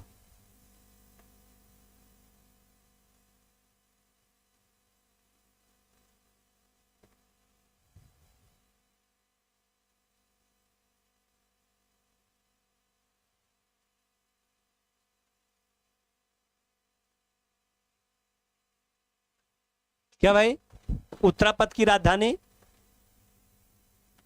अवंती राष्ट्र उज्जैनी, दक्षिणापथ की राजधानी स्वर्णगिरी, कलिंग की तोसली, ये आपकी क्या है, नहीं है। ठीक है, आपकी नहीं। Very good. आज का अंतिम प्रश्न भी ये है।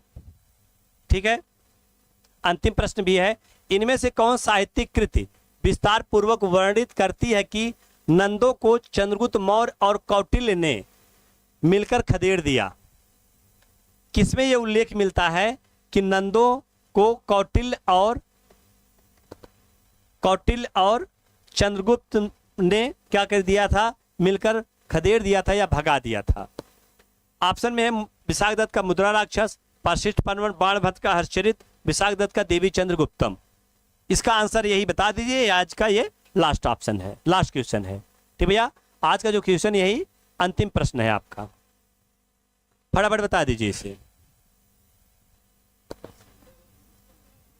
तो क्या है ये आपका राइट आंसर, क्या है, वेरी गुड, बहुत सही, बहुत सुंदर भाई, बहुत अच्छे भाई, बहुत अच्छे। राइट आंसर क्या है, विशाखदत्त की मुद्रा राक्षस। ये लिखी गई है गुप्त काल में, मुद्रा राक्षस गुप्त काल में लिखी गई, लेकिन यहाँ पे चंद्रगुप्त मौर्य के जन्म से भी उनके व्यक्तिगत जीवन से संबंधित बहुत सारी घटनाएं मिलती हैं, और उसी घटनाओं में मिलता है कि इन्होंने नंद शासक को समाप्त करके क्या कर दिया, मौर्य वंश की नींव डाली। इसका भी उल्लेख इसी में मिलता है। तो आज का सेशन यहीं तक, ठीक है।